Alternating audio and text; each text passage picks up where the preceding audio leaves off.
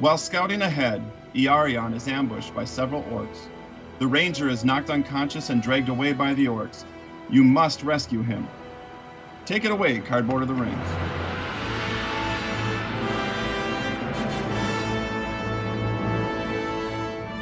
Hello, welcome to episode 123 of Cardboard of the Rings, your bi-weekly podcast about the Lord of the Rings, the card game, which is a living card game by Fantasy Flight Games. I'm your host, Caleb, and with me tonight is Chad. How you doing, Chad? I'm great, Caleb. How are you? I'm doing great, man. It's good to be here. I bet it is. Also, that's enough from you, Chad. Also with us tonight is Chris. Chris, how you doing? I'm doing great. Excited to talk about some Lord of the Rings living card game. I feel like it's been a while for me. Awesome. Well, we're glad to have you back.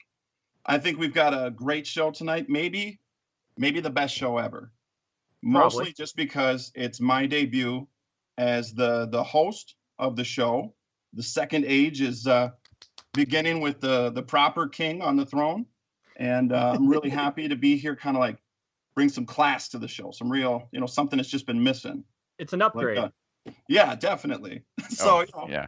Props to Brandon for getting this thing started, but it was about time, for maybe someone more qualified to take over. So I feel like I have a unique perspective that I can bring as the lead designer. So it's something. You could shed some light on this. Definitely. Card reviews. So, card reviews are going to be a little difficult, though. Caleb, did you design this card? I honestly feel like card reviews, the quality of the card review is going to go way up. For example, cards that have been underappreciated in the past. Suddenly, we're going to understand like the thought behind them. What made them good. We're going to be able to theme murder every card now. Yeah, every card is great now. Every card is great. Unless it's another 9 for 9, all home runs. Another perfect pack of expertly wouldn't change playable. Anything. Just knocking it out of the park with everyone. All right. So what's on the agenda for tonight, Caleb? Well, I thought we got a little house cleaning to do, a little bit of a mess left by the first age. There was a lot of bike spoke claims made, in the previous era. So since I'm here now, I think, Chris, you prepared a list. Is something we can go through and kind of, maybe reevaluate some of these cards that got dismissed a little preemptively? I do, yes. Brandon has been known to pan some cards in a somewhat pun-filled manner. We've got a few of those that we can go over and reevaluate, see if they really deserve the bike spokes or not. Sounds good. I have a feeling I know how this is going to go. All right. You want us to give you a couple? Some of these, I'm on Brandon's side. Just Chris, so we're clear. Chris, how long do you intend to be on my show? Okay, what to talk about first? Okay, let's talk about the Minas Tirith lamp, right? Pass. Right? It's fair. Fair, okay. We didn't really bike spoke that gem, did we? I mean, seriously.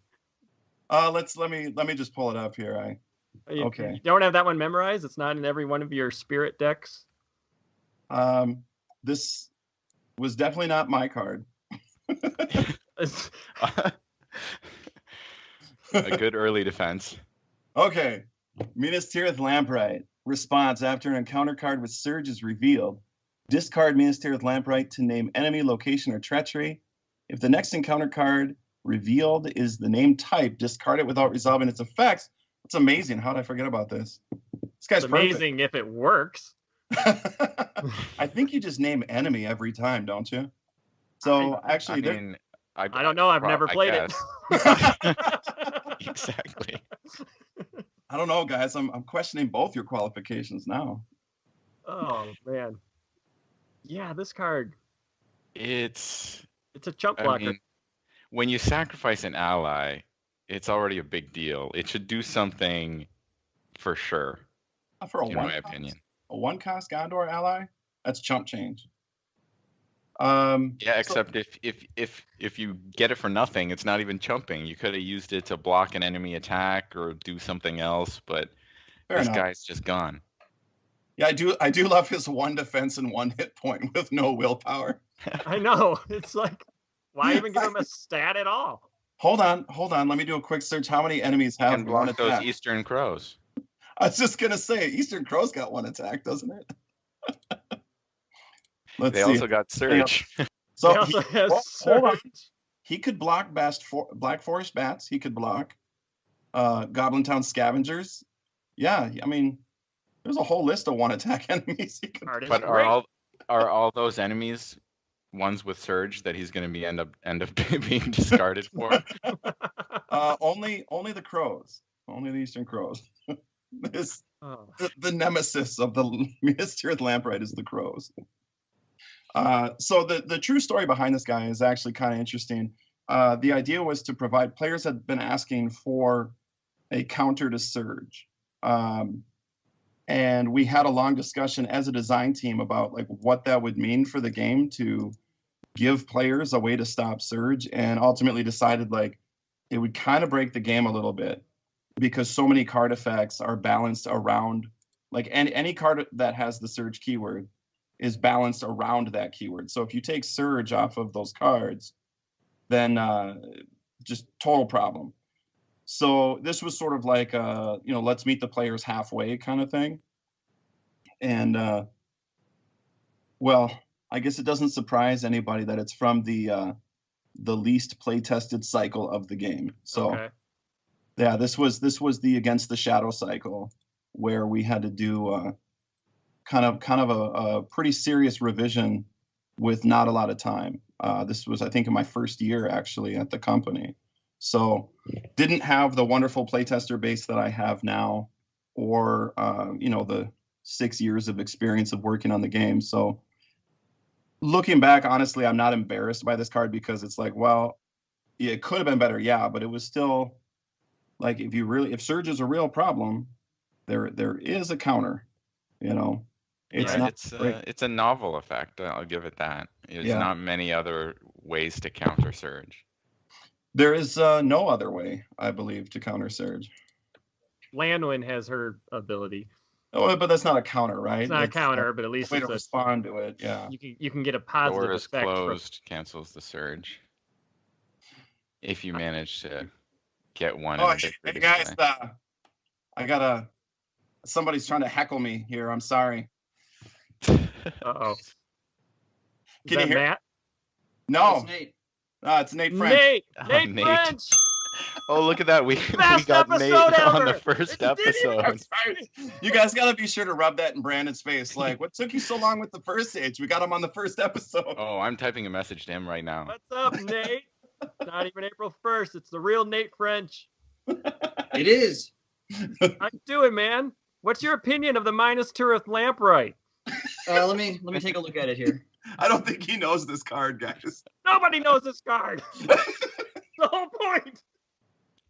I think there. I will say there Yes, are certain a little cases where It seems a little underpowered, but I don't know. Maybe there's some trick you could do with it.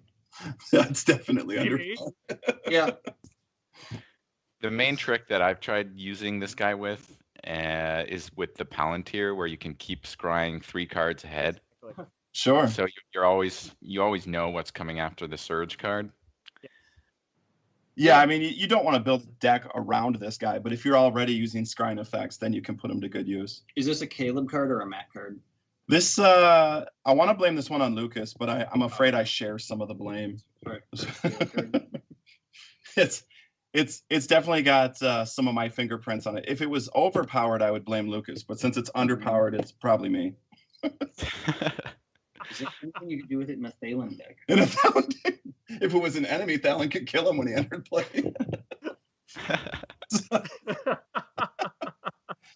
I keep threatening Nate that I'm going to errata Thalen because he keeps winning the game with his mono Thalen deck. Mono Thalen? Yeah. Every time I make a new scenario, he's like, "Oh, I just beat it with my Thalen deck." Only Thalen. Questing for one. Right? Should be fine. everything. All right. Get out of here, you guys. All right. All right, bye, Thanks for Nate. stopping by, Nate. All right, already the best episode ever. Definitely. All right. Chad, do you want to pick another card here? Yeah, sure. Let's X-Lame, Lame Crit, Lames. Or Explore Secret Ways. Oh, wait a minute. We're not seriously hating on this card, are we? We are. We are. This is the side quest, right? Yes. Yes. Yeah. Fingerprints no. are all over this one. Brand, this one got bike spoked? It's. Yeah. Well, it got punned. Well, I don't know if that was a pun, but it definitely got. No, you're right. It doesn't really qualify. I actually legitimately love this card, and I play it in my decks. And one of the I just questions we're can't, going to be asking you later is the type of decks you play. So it's curious. I'm curious now to know even more thoughts behind this card. You know what's hard about answering that question is most of my decks have a healthy amount of playtest cards in them. Yeah. So let's read the card. You want to read the card so people? Yeah. Okay. So Explore Secret Ways is a 1-cost, 6 quest point lore side quest. Limit 1 copy in the victory display, but you can include 3 in your deck for consistency. So it says, while it's in the victory display, each location in the staging area with the same title as the active location does not contribute its threat to the total threat in the staging area. So I really enjoy running this card in a Thurindir deck. Thurindir is the lore hero who lets you start with a side quest in your hand.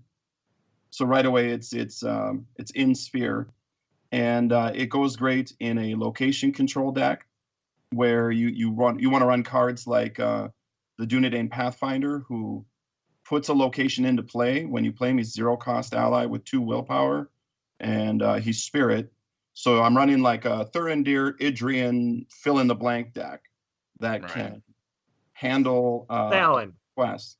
Yeah, Fallon, there you go, tricolor. Why not? You can do it with, what's the neutral? I'm so bad with card titles, even though I wrote them. The neutral quest that lets you play allies without resource match. That's the Storm Comes. Yeah, well, I'm glad you guys pay attention to my cards, even though I don't. Yeah, Storm Comes. So you can do that if you want to run a tricolor side quest deck. That's pretty fun. So Explore Secret Ways, though, is actually, this is a legitimately good card for, like the kind of deck that, like I'm saying, that you don't mind locations because you're playing guys for free, getting extra willpower, and then even in a solo game, depending on the encounter deck, you're going to end up with 2 copies of the same location, and it's a 2-for-1 deal. Travel to the one of them, and the other one doesn't count its threat. This is especially great when it's like a 4-threat location. So you travel to 1, and you've reduced the amount of threat in the staging area by 8. Mm-hmm. That's a really good feeling. And then it combos up with only 4 above what you would have reduced. Correct. Yeah. I see it as a reduction of 4 threat versus a reduction of 8. Sure. Well, I mean, if you want to be a negative Nancy about it, you can. If you want to put math into the equation, I mean. I remember when it came out, we were talking about being able to stack up multiple copies of the same location in the staging area somehow. Imagine it in a scenario like the Ruins of Belagost has you start, I think, in a 4-player game, you got 4 copies of the starting location, the mines or something. So you get this thing done, the first one you travel to, and now that's none of them count anymore. I legitimately like this one. I encourage people to at least try playing with it before they blow it off.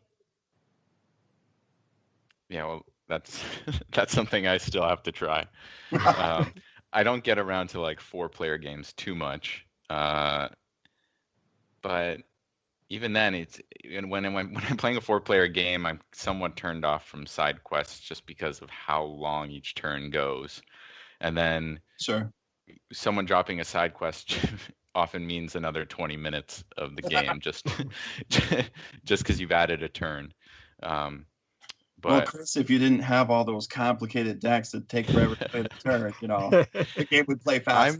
I'm not the Gandalf guy, oftentimes. A lot of us just play an ally and we're like, that's it for my turn.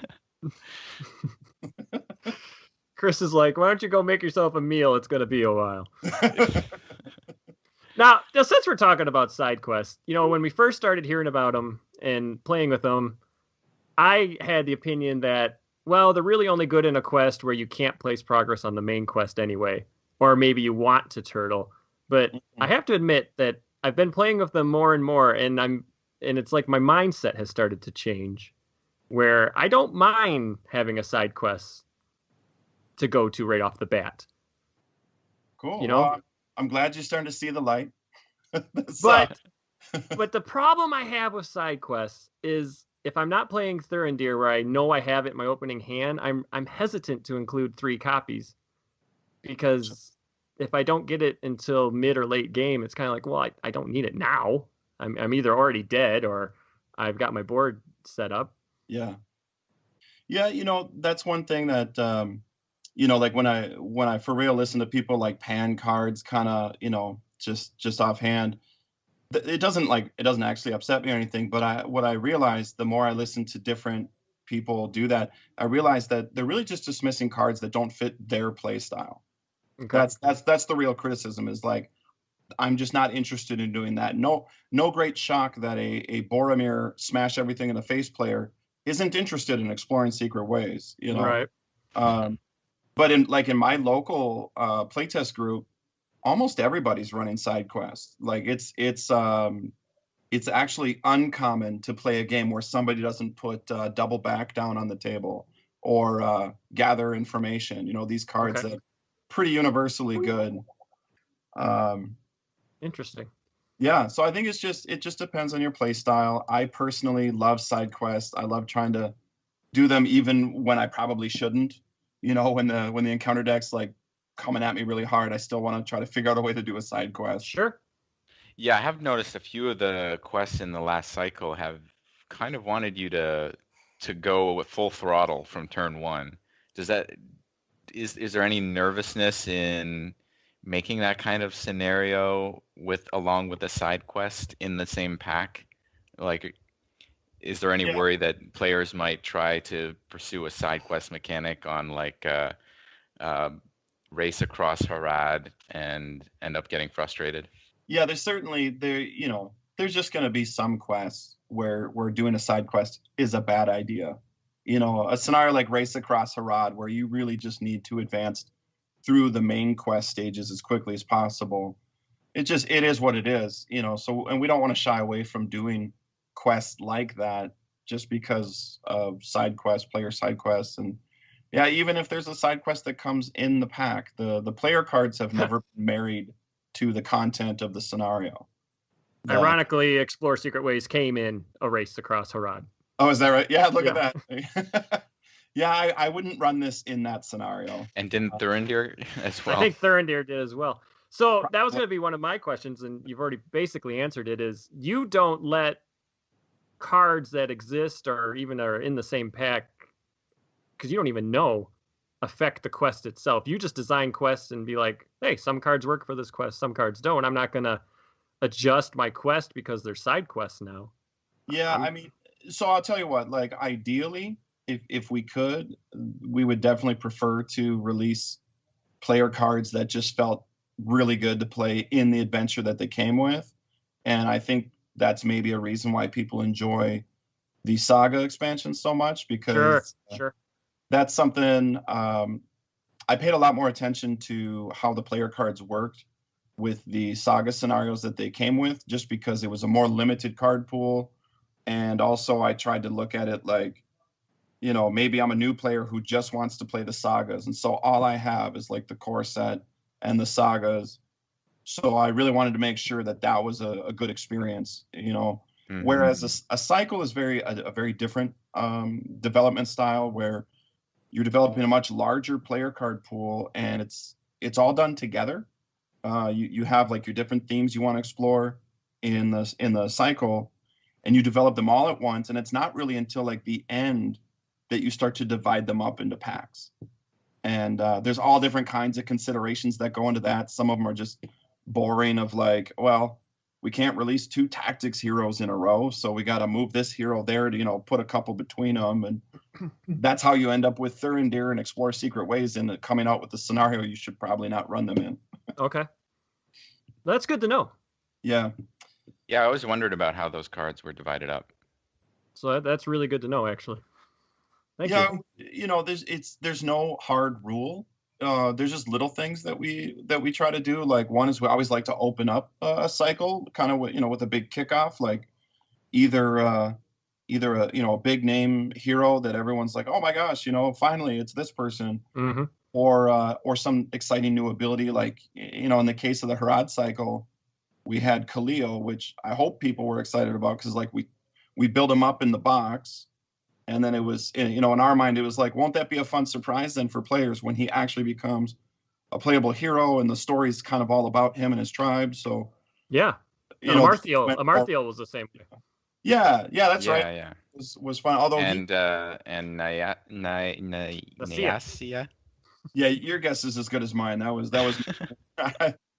I was always like nasty ass. Like I don't know. Oh, that's awesome. Yeah. Chris, is there any other cards here that don't fit your play style?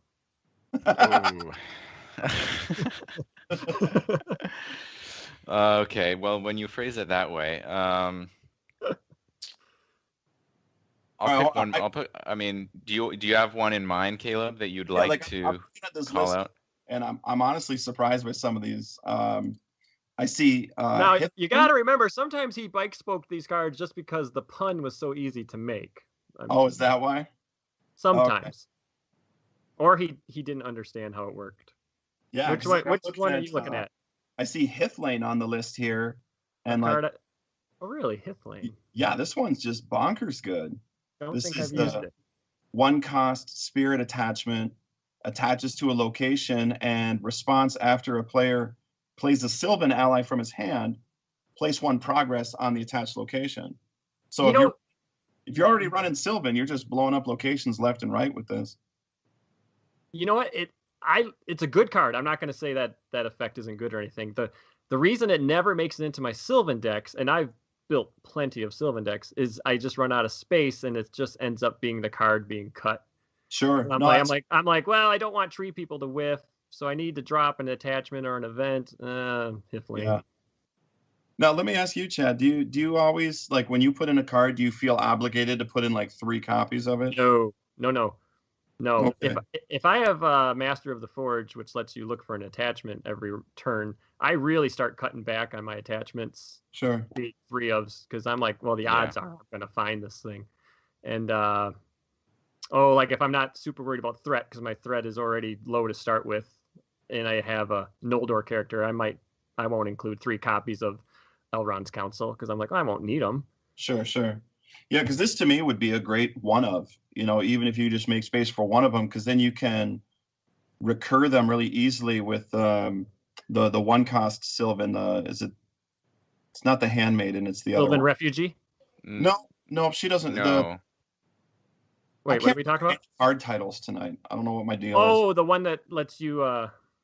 When you play her, you take the top card of your discard pile, shuffle it back. Weaver? There you go. Weaver. Yeah. Weaver. How could I forget that one? Matt loves it every time I play the Weaver. Weaver. Yeah. I always choose, though, Tree People to shuffle back in, because that's just the most amazing Sylvan card to me. It is. Yeah, I agree. For me, it's usually Tree People or Feigned Voices is another favorite. Yeah. Do you guys want to do any more of these, or have we just pretty much shown that Brandon didn't know what he was talking about? And second, I'm fine with that conclusion. Big upgrade. Yep, that's fine with me. Whatever you guys want to do. Brandon, I'm just giving you a hard time. We do love Brandon, and thank you, Brandon, for letting us continue the show, buddy. Chris, what do you say we talk about the news? Let's hear the news. Okay, moving on to the interview. All right, segment. there is no news. So. Caleb, I have a question. Why the hell isn't there any news? I mean, every day that goes by with no news, it's someone says the game is dying, and it's like a paper cut on my soul. And then the next day there's no news. Someone says we need Core 2.0, and it's like lemon juice in the paper cut. The game is dying, and you heard it here first. It's been a nice run, boys, but the second age has come to an end. The greatest and worst episode of COTR. It's just, I finally decided to just believe everything I read on the internet. Oh no! And it's been a huge weight off my shoulders. I bet. Every time they're like, "Hey, could you please work on this or that?" I'm like, "Nope, game's dead." I'm not answering that question. Okay, but seriously, so fun fact for you guys: my manager's actually here working late, and she heard me joke about. Hi. Hello. She heard me joke about the game being dead. She comes up here, just starts shaking her head at me like, "What's the matter with you? Don't get in trouble all of a sudden." I just have to sit here over his shoulder and make sure that he's behaving. Yeah, right. She has a ruler, and every time I say something, like just a whack on the back of the head, just smack. Ow! Folks, we're talking with Caleb Grace, former employee of FFG. Yeah, right. Good thing I got a gig on the show now. If you guys got free money, right? You tell us everything now, right? Yeah. Quick, get it out. But Caleb, I did want to say right now, I asked people for questions to ask you, and a lot of them were about questions you cannot answer. They're questions about things happening in the future of the game. Is there going to be a Spirit Aragorn? When are we going to get a Bilbo that's not 9 threat? And I thought maybe, since so many people ask these types of questions, maybe you could spend a couple minutes just explaining what you can and can't talk about. There's already 2 0-threat Bilbos in the Bagan sphere. It is not a sphere. I was like, someone's got to take the bait. Come on. Yeah, he's got to watch what he says, because otherwise I'll get the ruler. Yeah, there it is. Hey, she's literally standing right behind me. Get the ruler anyway. Most nerve-wracking interview ever. Suddenly. Hey, you had a little bit of Nate French. I had to come say hi. That's true. Hi. I was going to introduce you earlier. You walked away. Oh, Yeah. Sorry. Yeah, I was here earlier too, because I'm just creeping. What's the best part about working with Caleb, and what's the worst part? Oh boy. Oh man. Turn into a job interview. You have to interview for the job that you already have. Caleb, get your ruler. Doesn't work that way, boys. No, it really doesn't. No, I would say that. Should I start with the worst? Yeah, you better start with the worst. You're gonna crush me if you say something good and then take it away by saying something bad about me. I would say the worst is that we can't take him to lunch unless the restaurant has Mountain Dew. So it makes our lunch choices really limited if we want Caleb Grace to join us. That is mostly true. And I would say the best about Caleb Grace. Should I really embarrass you? Go for it. I want to know your honest answer. It's not like I get to ask this at work. No, I would say that Caleb Grace is immensely dedicated to this game line. Like heart, soul, passion, fire, all of the things. And he does everything in his power to make sure that at the end of the day that you guys are getting the best experience, even if it makes his experience at work a little bit more difficult from time to time. And so, yeah, there's my answer, and I'm sticking to it. Couldn't ask for anything better out of a game designer, right? Thank you. Exactly. That's exactly what you'd want to hear if you're a player of the game. Well, it also happens to be true, which is why we keep him around. Aw. Yeah. Okay, hugs. All right. She's nice, Caleb. Why have you always been saying that bad stuff about her all the time? This guy set expectations, right? So that I can come in and be like, oh, she's so nice. Just want to make it absolutely clear that Chad is trolling me. You deserve it after what you did to me today. Oh, yeah. Do you want to? Can I tell that story? Yeah, tell that story. No, you tell. I want to hear your version of this story. Well, I was just gonna say I've been talking too much already. I want to hear your version, then I can add mine. How's that sound? Okay. Good. All right. So Caleb and I have been communicating through Facebook Messenger all the time while he's at work. That's all he does is communicate with me on Facebook Messenger. Caleb. Yeah, all the time. And so he sent me his phone number in case we couldn't connect over Skype and we needed to try to get a hold of each other. And so I did the thing where you save it to your contacts and then you text the person and go, "This is Chad." So now he has my number. He writes back, "Who the is Chad?" And so being like a super nerd and funny, I used my screen name and said, "Oh, sorry, the Chad." And I'm expecting like a laugh or something. Oh, you're And the Chad? I'm the Chad. I am You're the the Chad. Chad? I am the Chad. Oh, you are famous, the Chad. How? Oh, I feel remiss that I did not know this. Sit down. You're talking to Chad. So a minute goes by and he texts me on the Facebook Messenger and says, "You should probably text me so I have your number." And I'm like, I just did. And I had a coworker in my office. I'm like, "I think Caleb sent me the wrong number." And I just texted a stranger. And then I went ultra nerdy on that stranger. And he's like, "No, it was me. I was just trolling you." I'm like, "Oh my God, he totally got me." I'm sitting there like, why would he? Then I'm thinking that's the best joke to give someone just some random number. Like, "Yeah, this is my number. Text me." Wait a minute. Why are you asking me about like the best and worst things about working with Caleb? Sounds like you ran into one right there. You've had the true experience already. Yeah, he got me. I just needed a laugh today, and it was one of those spur of the moment things where you're being super polite. You're like, "Hey, this is Chad. Give me your number." And I just thought, I bet I could get him if I just, and I did not censor myself the way Chad did. I would just wrote back, "Who the is Chad?" Yep. Yeah. Oh, it was great because I turned to Matt because I literally just sit right next to him, and I told him what I did, and I was just cracking myself up. He kind of looked at me like, "It's really not that funny." I think it's because he was busy like trying to work, while as Chad says, I'm just on Facebook goofing around. You did get me though. I was like, "Oh man." Well, I'm glad you had a good sense of humor about it. Yeah, that was good. Cool. That was fun.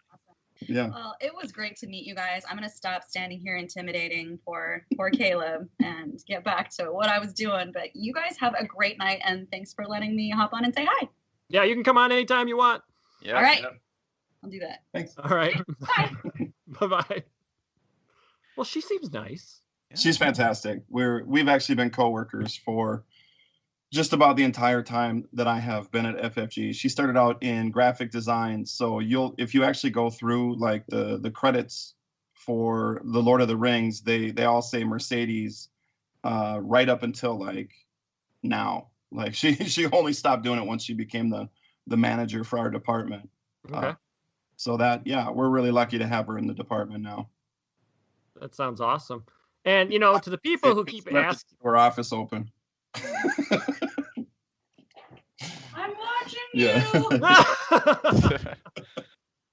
and to all the people who keep saying the game is dying, you just heard he's currently, right now, working on the game. So Fake news. too current. Yeah, sorry, too soon. I definitely am still working on the game. I believe I can say that. I can't say what I'm working on. However, I do have, it's been a bit of a drought of news, and that's just, that's not even up to anyone at FFG at this point. Our marketing is all channeled through Asmodee North America since FFG became part of ANA. And so we no longer have our own marketing team or production or sales. Like, we are just a design and development studio. And once we finish a product and we give it to ANA, like we give up our babies, and then they get to decide how to sell and promote them. Really? I didn't know that. Okay. But you sometimes write the content, don't you? Or not anymore? Yeah, it's a lot of the people that used to be FFG employees now over at ANA. So they're still great people that care a lot about our games, and we have very good, even personal relationships with them. They're just very, very busy. If you can imagine the staff that used to handle just FFG's marketing material, suddenly is responsible for all of Asmodee's Wow. material. And of course they're trying to staff up, where they can, but it's not like they just doubled in size overnight or something. So they're very, very busy, and they work very hard. So I'm not just saying this. Like, those are some very hardworking people over there. And if you don't get news, it's not because they don't care about the game. It's just they got a million other plates they're trying to keep spinning. Sure. But Okay. I was told this is a bit of a tease, if you don't mind, but I can't give you any real news. Like, here, let me tell you about this thing. Okay. But what I can say is that there is going to be a very big Lord of the Rings announcement at Worlds this year. Okay. Ooh. Coming next week. Okay. We got to get this podcast out before next week then. Yeah, Aaron, you're working late tonight editing this thing. Yeah. Okay, that's awesome. I have been very, very busy working on Lord of the Rings content for last year, and most of what I've been working on has not been announced yet. So there is stuff coming, and I'm sorry I can't say more than that. That's awesome that you said that much. Yeah. I really appreciate that you even said that much. I had to go and make sure it was okay before I did. No, I'm sure. Like I said, I don't want to introduce you as former employee of FFG who currently needs legal representation. Yeah, there you go. No, that would be awesome. bad.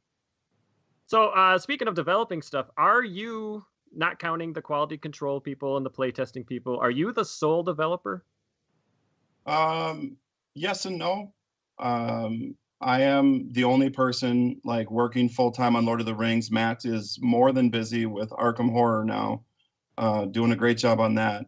So the yes part is that yes, I'm the only person assigned to Lord of the Rings product at this point, just like Matt is the only person assigned to Arkham. However, the no is that we are all in the same room as an LCG team. Like I said, I sit right next to him. He sits next to me. I got Jeremy Zwern right behind me. I got Nate in the room and a bunch of other talented individuals. And so it is very much a community effort. So when I get stuck on a card or an idea, I can just turn my chair around and say, guys, help me with this. What do you think of this?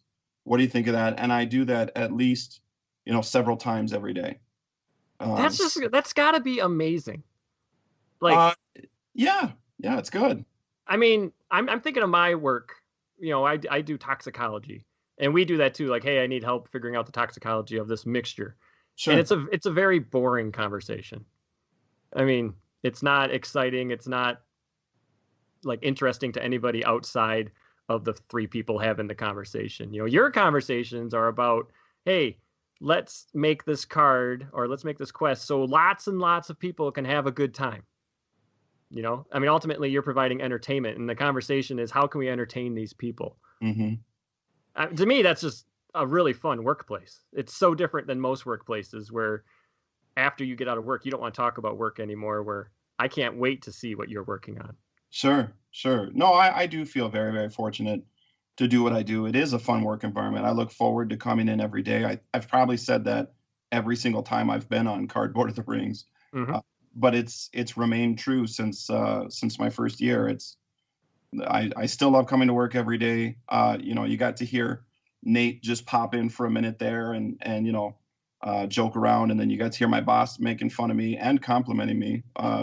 So you can imagine, when your coworkers are great, when your boss is great, and you love what you do. Yeah, I feel very fortunate for that.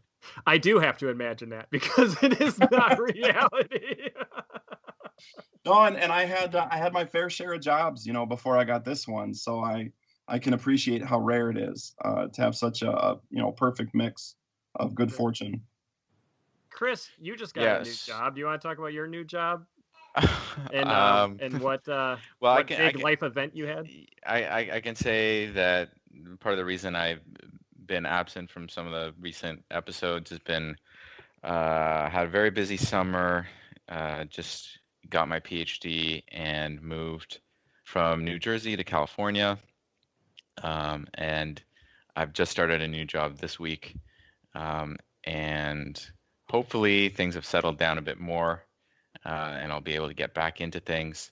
I'm really excited. I'm now living in the San Francisco Bay Area. So I know there are a lot of players around. If you happen to live around here, I would love to hear from you and play a game in real life. Something that I lacked in where I was living before is I'd be like an hour's drive from anyone who played this game. So I'm looking forward to doing the fellowship event, which we'll talk about later in the episode, but also just regular meetups with people. Awesome. Doesn't Ian from Tales for the Cards, doesn't he live near this? He does. Yeah, I've already talked to him. I think he's moved a bit north, I think. But yeah, I'd like to play a game with him. I think we might end up going to different fellowship events just because there's quite a few going on in this area. Oh, that's great. Yeah. There's quite a few going on in this area. Blah blah blah. Millions of fellowship events. Blah blah blah. Hey, if they're on different dates, then maybe I'll get to. Is there anyone listening that lives in Michigan? Anyone? Contact me for the love of all that is.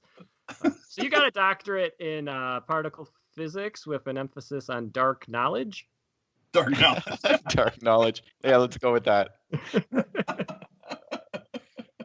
It's not wise to too closely study the ways of the enemy. Yeah, I lost a little bit of willpower doing that. There you go. PhD. Well, congrats on finishing it and finishing your move. That's a big. That's huge.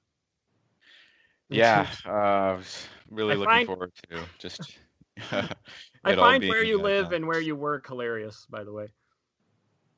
Based on where your I last live name. and where. Oh yeah, I'm now at Stanford University, and my last name is Stanford. So I tell people I own the place and threaten to fire them on a daily basis. That's a good way to start a new job. Yeah. I don't like the way you look. You are fired. All right, so we were talking about developing stuff. So I thought it'd be fun to go through the evolution of a card, where Caleb would basically tell us the story of how a card came to be. So I came up with one card, then he was supposed to bring one. I don't know if you did. Did you think of a card to tell a story of? I think I forgot about that. Awesome. Maybe Chris has one he'd like to hear about. Okay.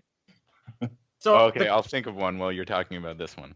The card I picked is, no surprise, Rosie Cotton, who I think, she's amazing. Her ability is amazing. I think her theme-wise is amazing. When I opened that pack at Gen Con and I saw her, because I love playing Hobbits, I'm just like, this just makes every Hobbit deck, which is already great, even better. Like, she's great. So I want to hear the story of Rosie from the very beginning. Did you have a plan for her a long time ago, or just tell me the story, man? I want to hear it. Okay. So as far as like her specific ability, no, I didn't know what that was going to be from the very beginning. But as for her inclusion, in the Mountain of Fire box, like I think I've mentioned before, like there was actually a document that I created like 5 years ago now, or at least 4, before the Black Riders, that mapped out the whole saga with. So back then she was in Mountain of Fire, way back then. I could go and find that document right now and bring it up and have like, I knew the heroes that were going to be in each box. Wow. I believe I wrote down the allies that were going to be in each box as well. And wow. Yeah, it was. I think honestly, it really worked. Like it really made each box and each card inside of each box like that much stronger, knowing how they were going to be part of the greater whole. Yeah. So we knew we wanted to start with hobbits, and I thought it would be really cool to kind of come full circle and end with hobbits. Okay. Just because, the real story of the Return of the King is just 2 hobbits, wandering into Mordor. But in terms of gameplay, that's not very fun or realistic to be like, I'm going to take just Frodo and Sam and do this thing. I think players would actually be disappointed if that's what it was. Right. I mean, I'm sure there's a few that would love it, but overall, the game of the Lord of the Rings is you play with typically more than 2 heroes, and you have allies. And so I was trying to think of like what would be the most appropriate, what would feel the best to be playing. So that box is split between, you've got Éomer and Elfhelm, and you have very much the Lords of the West who are going to battle at the Black Gate. Right.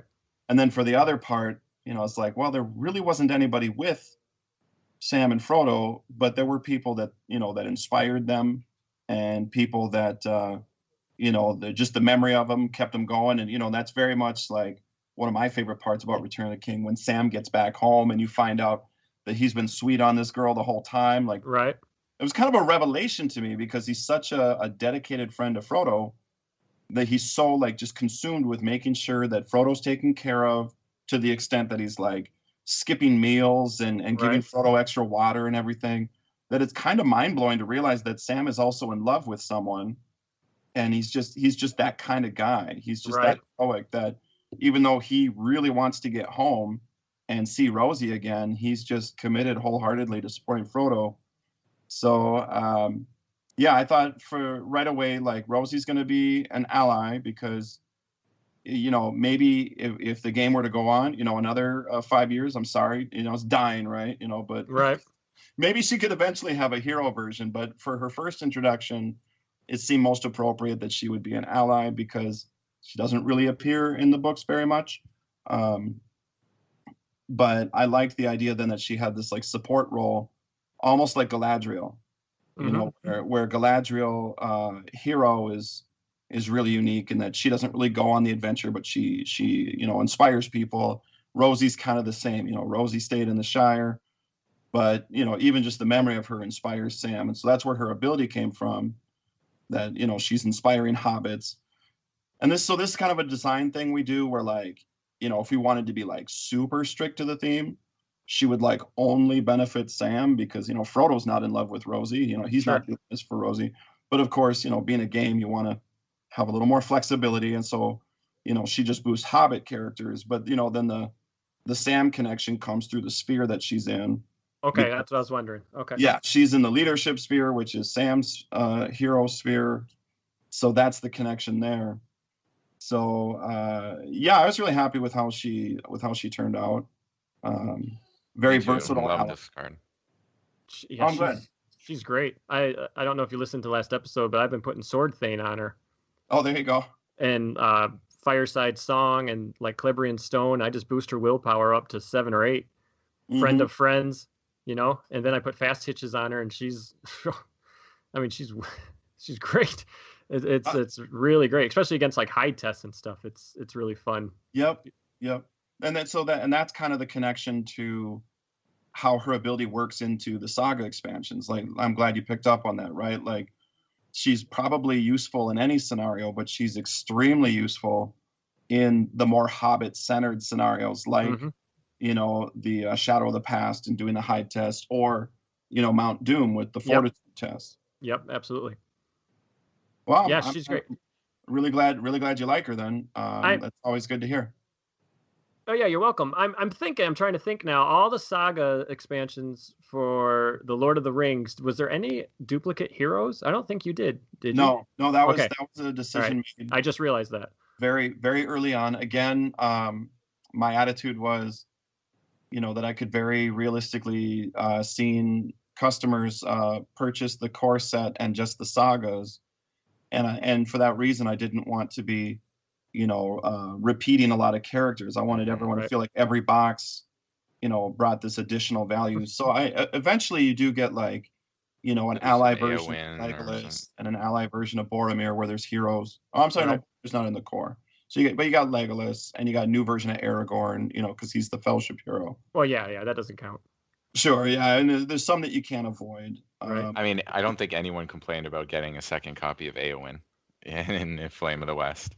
Yeah, but she wasn't introduced in the saga. So like his saga expansions never duplicated a hero. Yeah, but I was no. But you would have the core set obviously going. Oh, right. It. Yeah. So anyone playing that quest would already have an Éowyn, but I mean, right. I think everyone is in love with that card. So. Yeah. Well, I'm glad that's honestly that's another one that I'm really proud of, because that, Eowyn is just outstanding. Even beyond fans of the book, just as an important, character in literature, that Tolkien was, I feel like he was pretty far ahead of his time by promoting Eowyn's character the way he did, that, he established the Witch King as this like unbeatable foe with the whole prophecy surrounding him. And, even Gandalf's a little bit nervous about how he's going to face him. And in the end, it's this woman who, dressed herself like a man and disguised herself. And she's the one that takes him down. And the way she does it too is just, so epic with that line of, you're like, I am no man, and then stabs him in the face. Like, Right. It's pretty amazing. So I did feel like there was a lot of expectation for how we were going to represent Eowyn as a hero in that moment. So I guess if, since I didn't do my homework and I didn't bring a card prepared, I could just talk more about her, because Yeah, go for it, man. Because that card. Yeah. Who doesn't like that card? there really was like, it did feel like a lot of pressure. And so there was a lot of talk that went into it. Part of me was like frustrated at myself for giving Harrogrim the ability to add willpower to the attack, because I think, that was sort of like a natural, like, oh, Eowyn should do that. Eowyn should have an ability to use her willpower for her attack. But I really am glad that we didn't do that ultimately, because Harrogrim giving willpower to attack, that's because that's, that moment in the book where Gandalf encourages Theoden that, he would recover his strength if he would, pick up the hilt of a sword again. Sure. And so that's why that does what it does. So for Eowyn, we had to think, bigger. And so the idea there was to take her original starting threat of 9, but then have you, during setup reduce it, because she's disguising herself. Yep. Yeah, I think it's subtle, but I think, real diehard fans pick up on it pretty quick, Yeah. Oh, yeah. Yeah, so I really like that, and the art too that we got, from Magali. Oh man. Oh, man. It's beautiful, right? Like just getting all armored up and disguising herself, and so. Or as Brandon says, taking the armor off. As Brandon wishes, yeah. Now, were you like, we need Magali for this card, or was it still totally up to the art department on that one? That one was actually a happy accident, because the Eowyn piece that we got in the Flame of the West was originally commissioned, I believe, as like an alt art hero, like a promo card for Gen Con or Fellowship or something. Oh, really? Yeah, I think this was the same year that we ultimately ended up doing like the Legolas and Gimli cards. Oh. I mean, this is just like weird behind the scenes stuff where, random things happen that come up that suddenly just got to roll with them. Now, you guys help me with my history, but I think the first year that we did an alt art hero, that was the Aragorn with the flaming brands. Yep. Yeah. And then the next year was Legolas and Gimli, right? Yeah, I believe so. Right. Okay.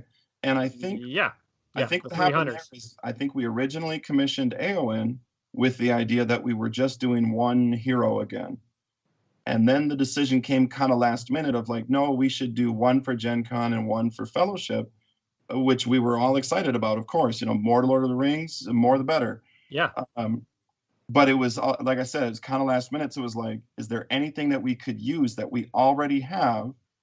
And Matt had already commissioned this extra wide piece of Legolas and Gimli, that we ended up just saying, okay, we'll use that. So that's how you got the playmat and the two different heroes. Really? And so then it was like, well, what are we going to do with this Eowyn? And I was like, I know exactly what we're going to do with that Eowyn. That's perfect. Yeah. So it's just, like I said, kind of a happy accident, how it worked out, and always excited when we get, a Magali piece into a product. Yeah. Yeah. That art's one of my favorite art in the game. There ain't no doubt about it. So one little fun detail for me with Eowyn, and her ability, she gets, she readies up, you raise your threat, she reveals herself, and she gets that huge attack bonus. And I know a couple of people have said, yeah, but it's still not enough, to kill the Witch King. And that's because, in the book, she actually didn't do it on her own, right? Right. Mary was there to help. And a And dagger of Westerness. yeah, and so I love how they combo up together, right? Because then if you've got Mary, Eowyn, the dagger of Westerness, then you should have enough, to kill the Witch King. Not only that, but then Mary Or triggers maybe this do you need ability. Harrogrim as well? I'm not sure.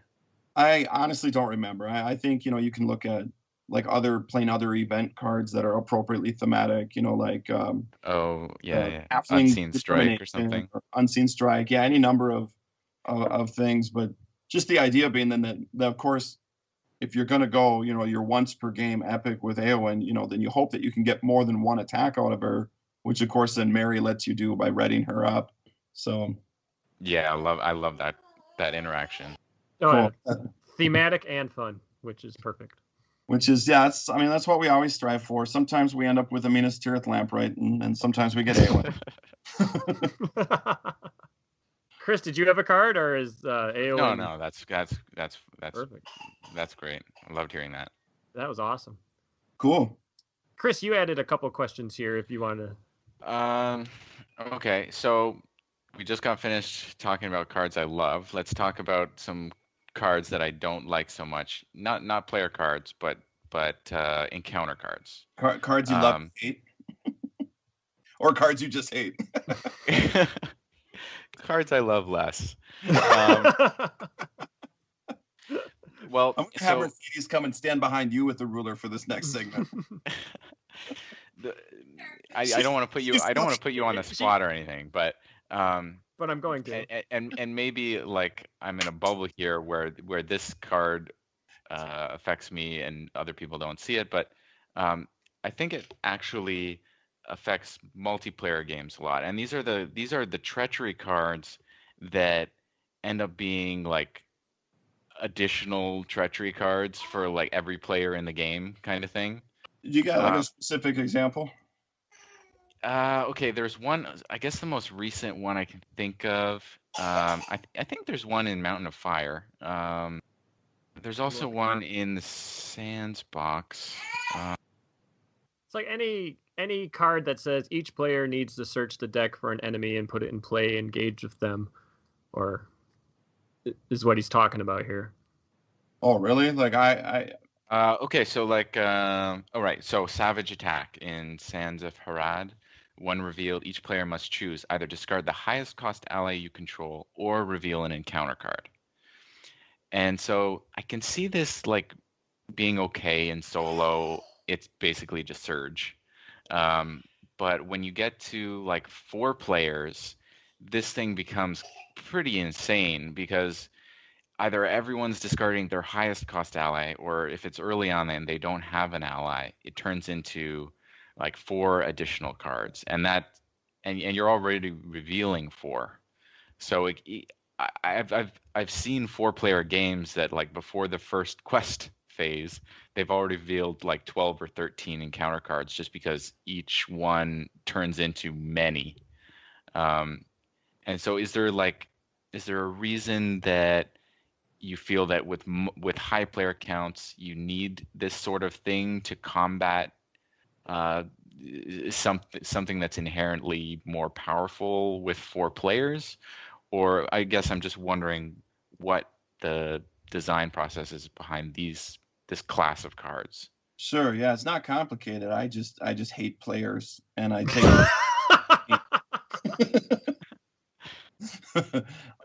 so I think getting real with Caleb Gray. Yeah, right.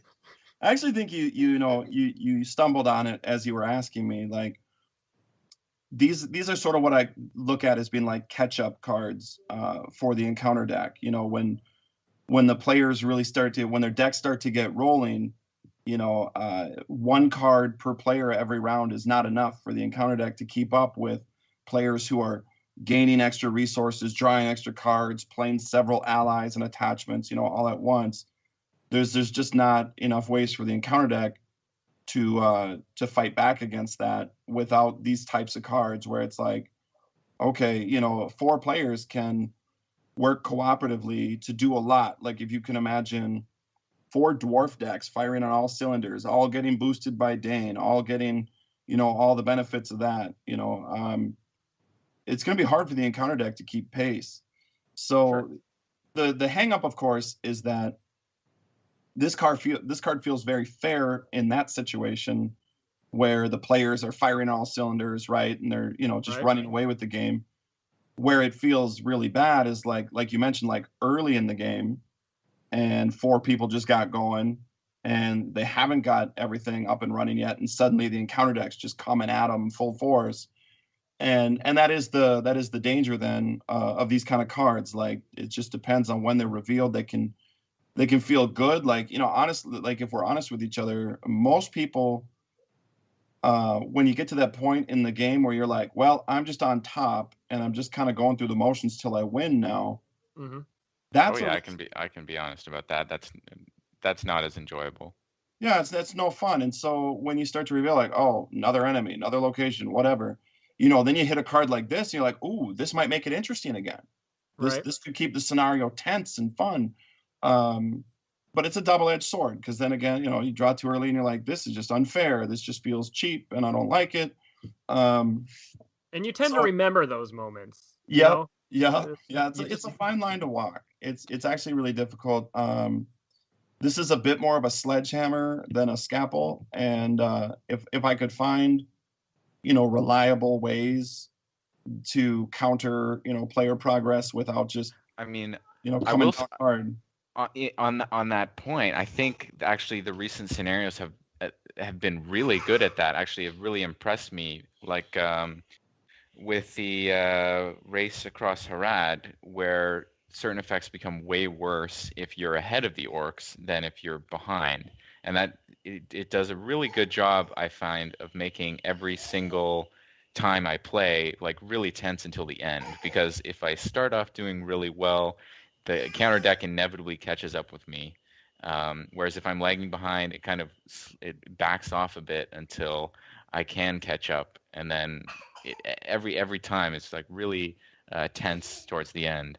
And I not just that scenario, but Beneath the Sands as well, with the on track, off track, things are way harder if you're on track than if you're off.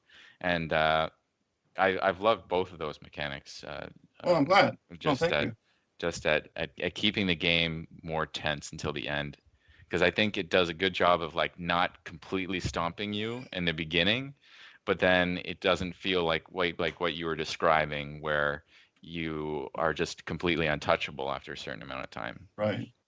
And that is kind of the ideal, right? And I think what you mentioned, though, like both examples, the race across Harad, the Beneath the Sands with the on track, off track, those have, they each have their own hook. Like, in the race, you can be ahead of the orcs, you can, be at the same stage as the orcs, and that can affect how encounter cards work. Same with the on track, off track can affect. So it's fun to build scenarios like that where you kind of develop a hook, and then everything just riffs off that. Right. But I like doing that a lot. But then also if everything was just so like that, then I think that could also be too much. So then you have more straightforward scenarios where you just gotta, if you want the encounter deck to be able to catch up, you just gotta do a card like Savage Attack, where it's like, okay, well, every now and then it's going to be a little bit of an NPE if you just draw too early. But also, what I find, because I play the game too, like just with my friends, and even recently, like my buddy Ryan got into the game, and we're playing some of these, and having that fresh perspective. He's texting me because we're just old friends, and so he'll text me in the middle of a game he's playing at home, and he'll be like, what is wrong with you? Like, why start? Yeah. You sadist. What the? So I get to experience from the player perspective too. But part of what goes with that is I also remember the times where we got hit with one of these things and we're ready to scoop, and someone's like, no, let's just play this turn out and see how it goes. And suddenly that moment where you thought you lost actually turned into the most engaging moment of the whole game, where at the end you talk about, can you believe how we came back from that? How we turned it around, and you lost a hero, but we kept going, and you get all different kinds of results from a card like this. But it has an important place, so it probably won't be the last one you see, unfortunately. I mean, there's I think another example of like an improvement in this area that I've seen is I think it's Sudden Pitfall that everyone should know about, where Yeah. Yeah. If it comes out on turn 1, it's almost a scoop. Like every time, like is it discard a Discard a questing character. character, Yeah. like cannot be canceled or something like that. Whereas there's an equivalent one in the Dream Chaser cycle where you have to discard a questing character, but only if you've committed like 8 or more willpower to the quest or something. I forget the name of the card, Sure. but it's Yep. it's like it's the equivalent if you're in the very early game where it's just going to be an auto lose, then it's a little bit nicer to you. Whereas then the effect kind of turns on after. Yeah, that was actually Yeah. so. My buddy Ryan and I, we were actually playing that scenario recently in COTR Doom, and I drew the sudden pitfall. It was exactly like you described. It was like turn 2. I had only one ally that I controlled, so I left it back to defend if I needed to, and I quest with my heroes, and I draw this. And it's like, not only does it say I have to discard one of my heroes, but then it's like, this effect cannot be canceled. I'm like, why is that there? We don't know.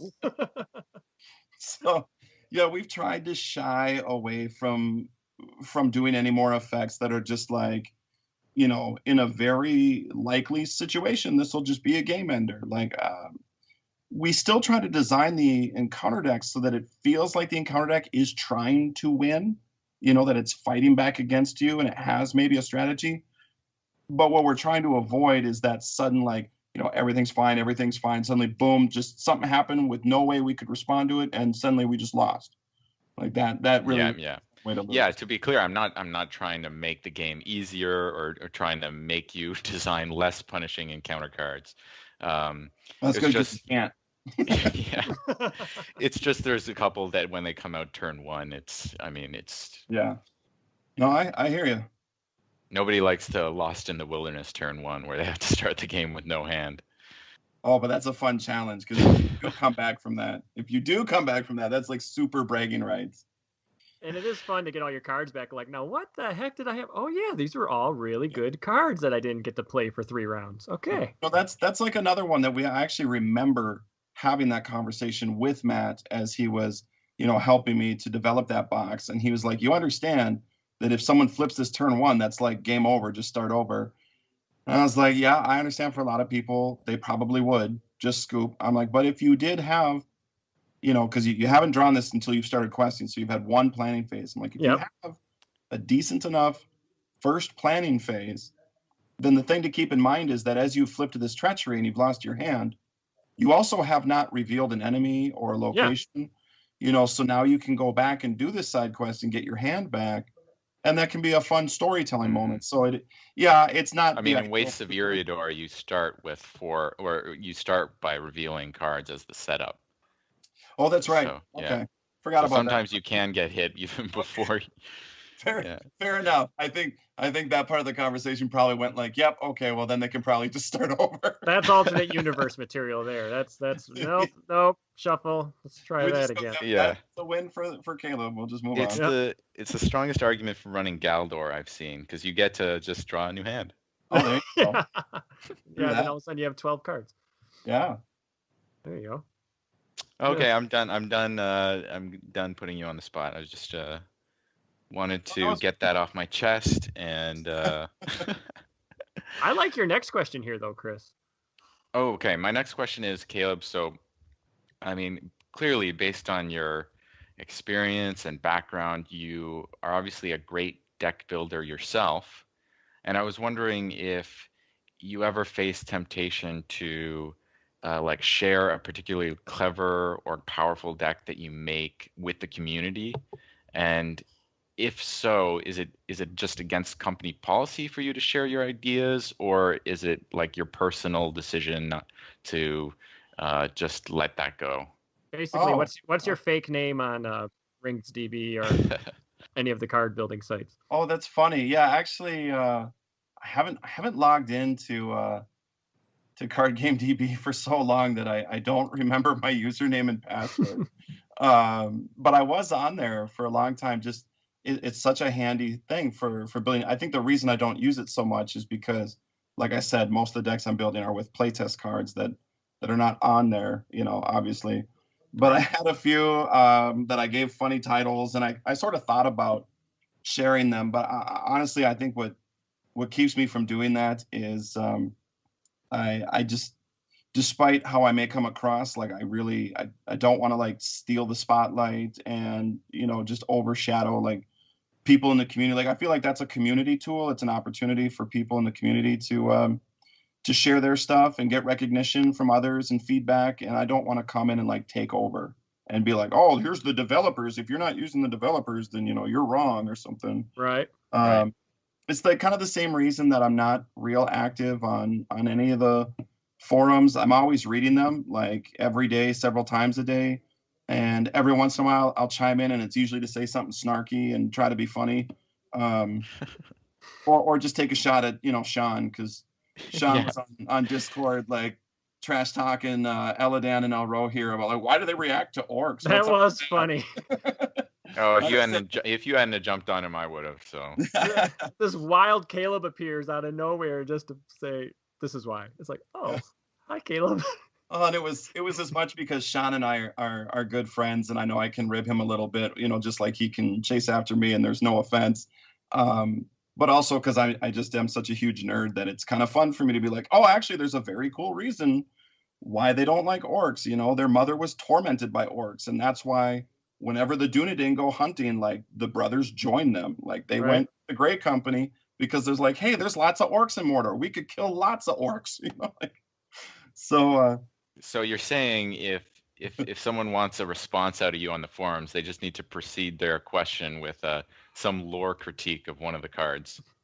Or tagging me helps. I found a few people tagging me like on Facebook when they're like, how come there's no news, Caleb Grace? I'd be like, well, I could tell you, but then I'd get fired. And they're like, oh, just kidding. Don't do that. Yeah. But yeah, I just, the thing was though, like even on Discord, it was like, as soon as I started typing, I think somebody said like, hey, Strider, because that's my handle. They're like, hey, Strider's typing. And it just makes me a little self-conscious, but no offense to the guy who said it. It didn't bother me. It's just more like, there's this really great community that you guys are all building up together that I'm really excited to be a part of, but it's not about me. It's about the game. And I don't want it to suddenly be about me because I'm not all that interesting, to be honest.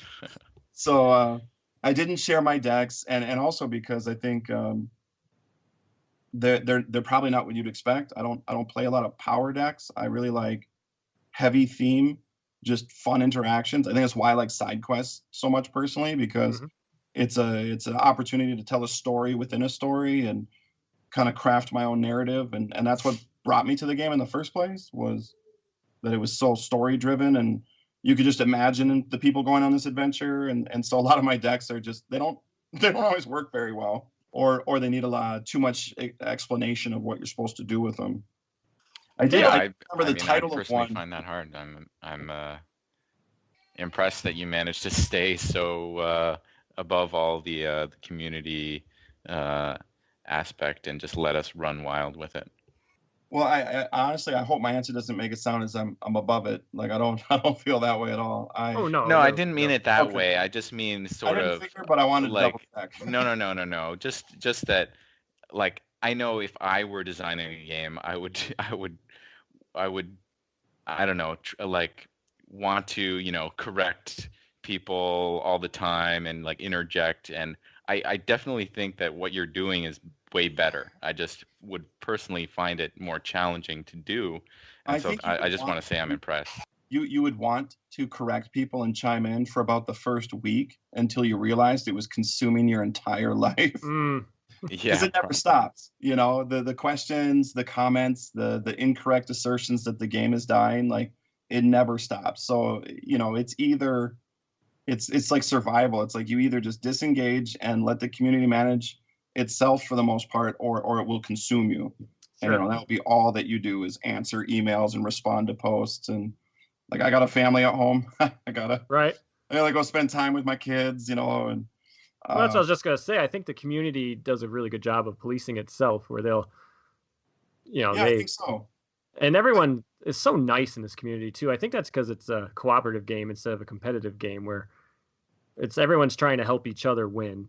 Well, I think it's also the IP attracts, people that like Lord of the Rings tend to be a certain kind of, fall within a certain kind of category, and co-op helps too. But like that was my experience with the Star Trek CCG. Was it just a fantastic community, because in general Star Trek fans just tend to be really great people. Mm-hmm.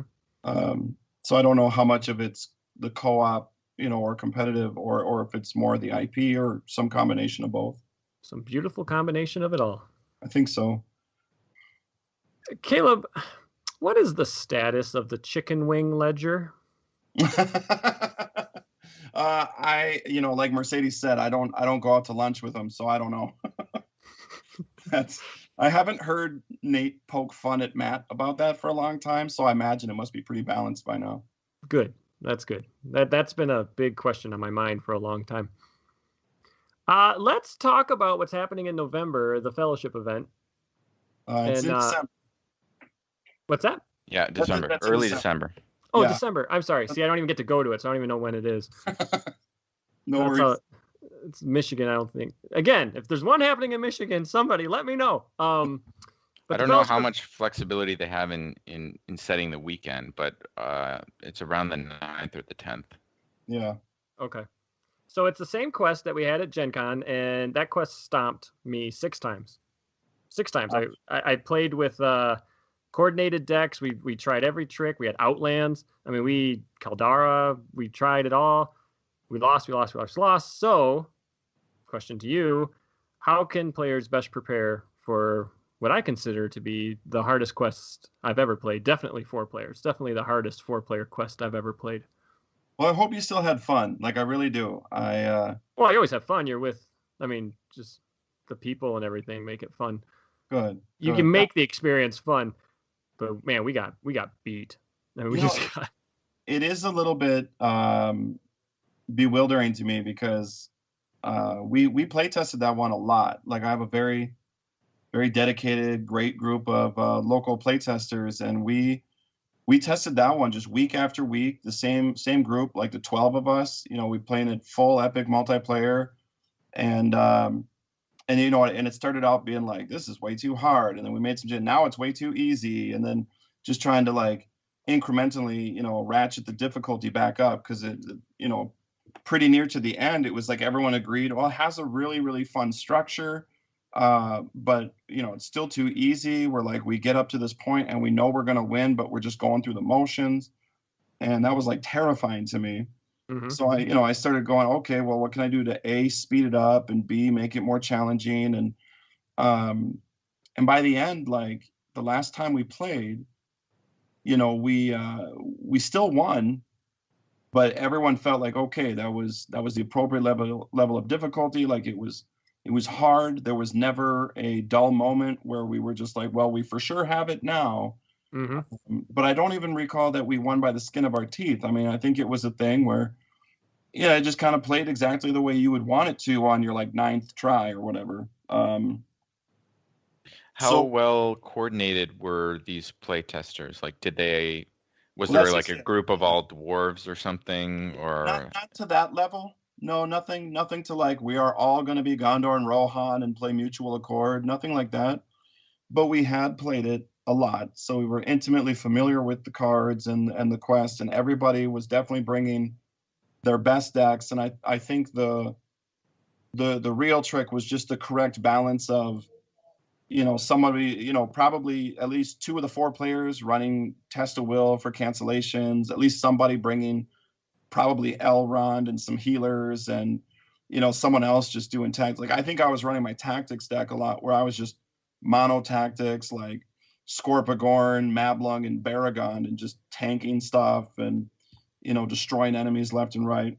So there was that kind of coordination going. Everyone kind of had a clear role, and they knew what to anticipate, and they knew we all, aside from our decks working well together as players, we know each other really well too, and work well together. So I think that's maybe where our experience starts to get a little skewed, to where, none of us thought it was easy at the end, but we were all a little bit taken aback that people are calling it, that difficult. And I think the reality is it is that difficult. We just kind of lost sight of that, because because of all those things that we had going for us, and playing it so much and being so familiar with it and with each other.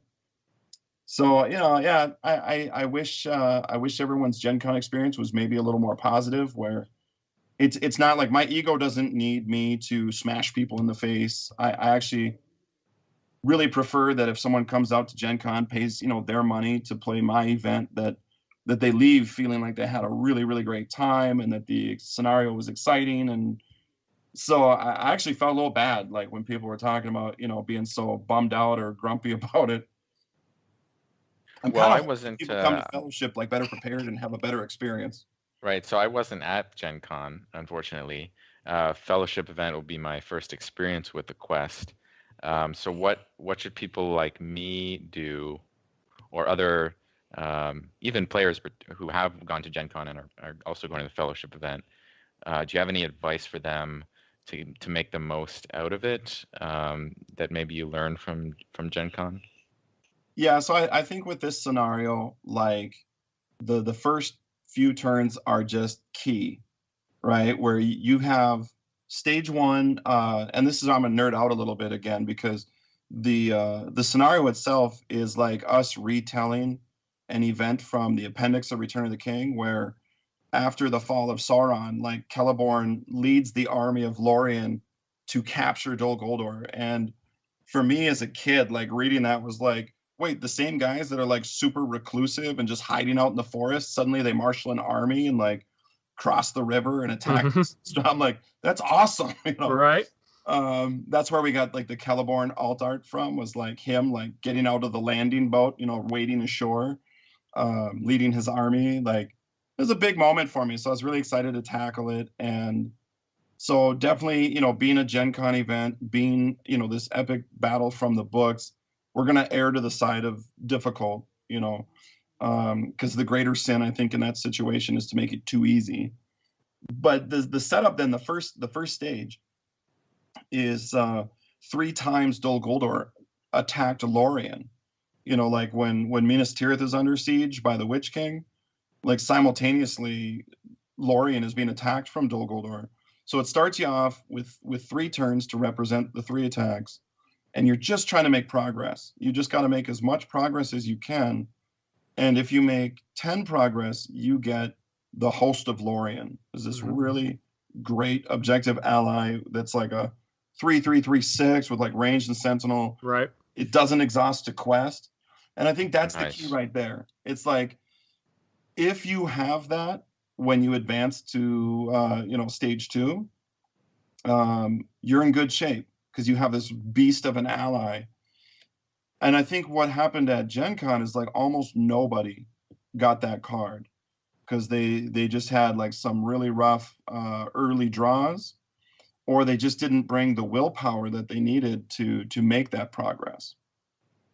So if you're coming to the Fellowship event, you want to have, out of a 4-player group, I would say you want at least 2 people just kind of bringing it to the quest phase, just max willpower as quickly as possible, knowing that at least one other player is going to tank whatever enemies come up immediately, and another player is ready to heal him and support. However, you're going to want cancels for those early, when revealed, like there is one that makes everybody go get an orc or something.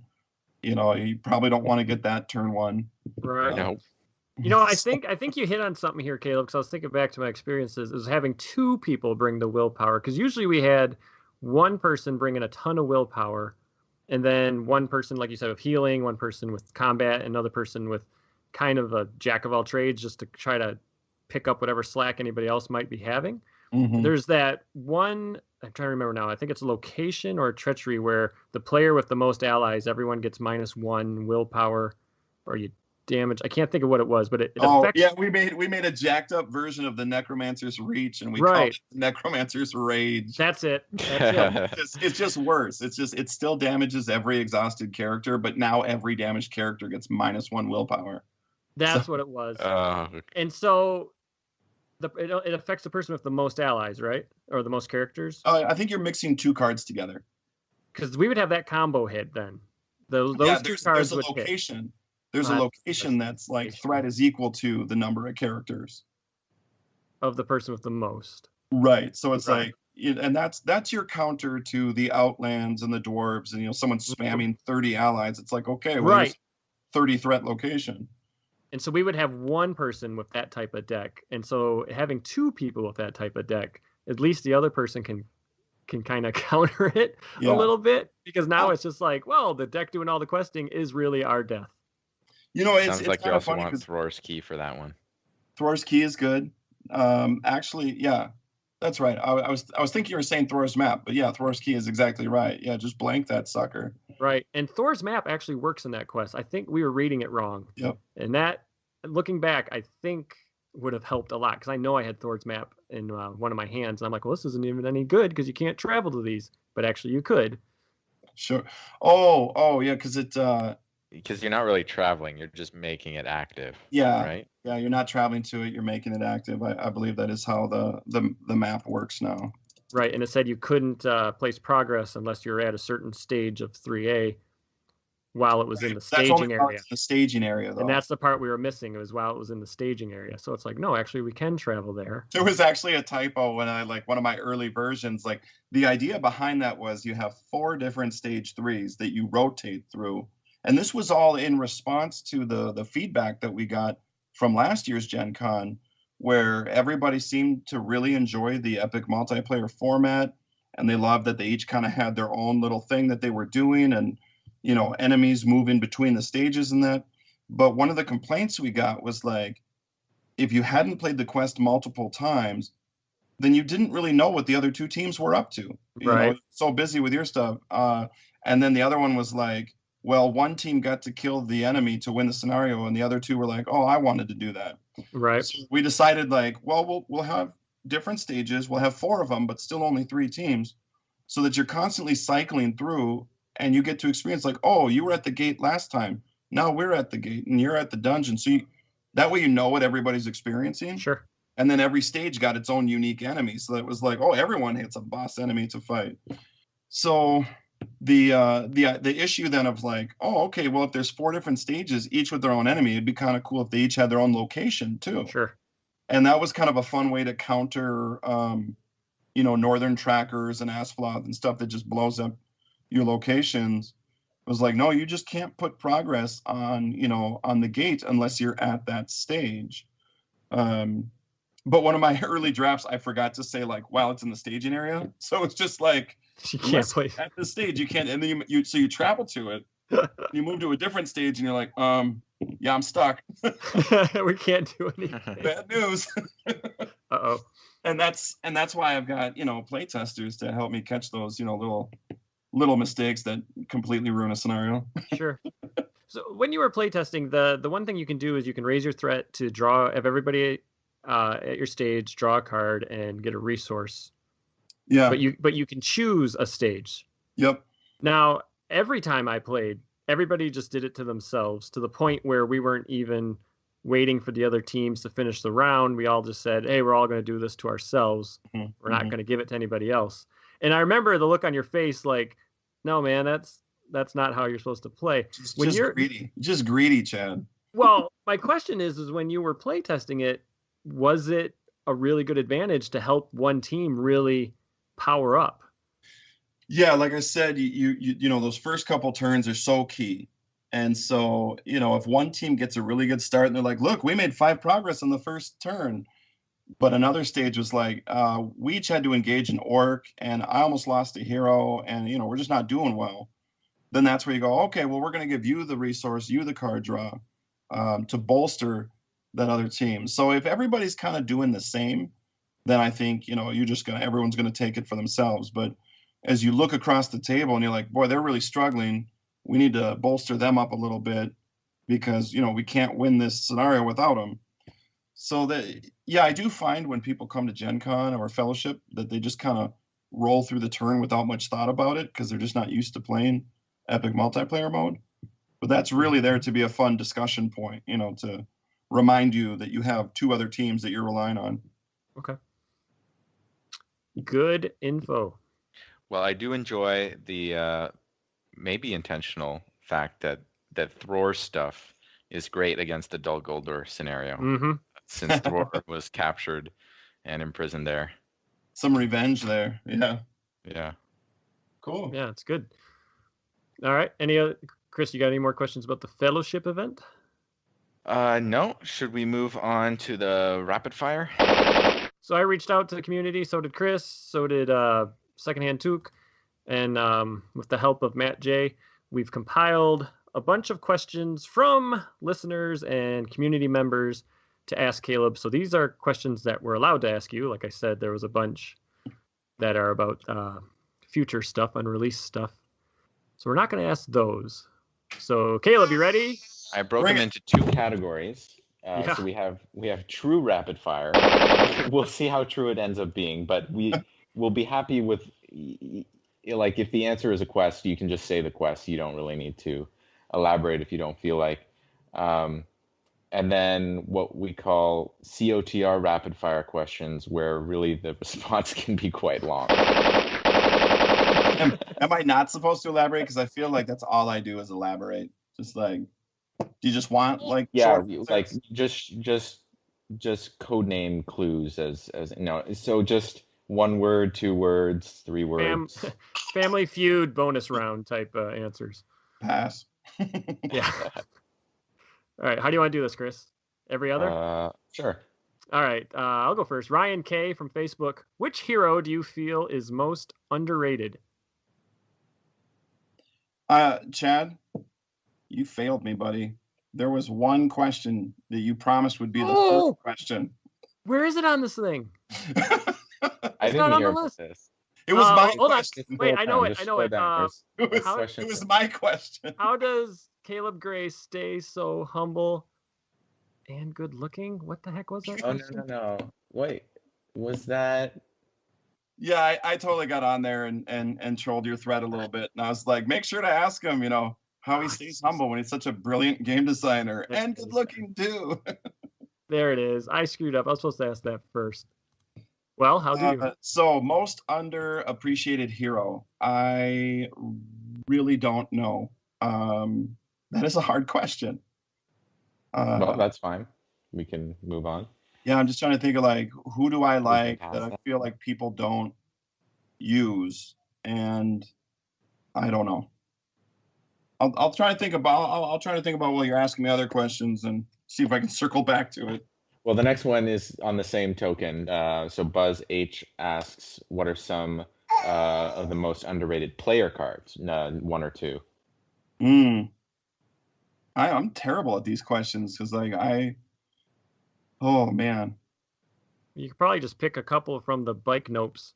But Why aren't you playing more Hip Lane?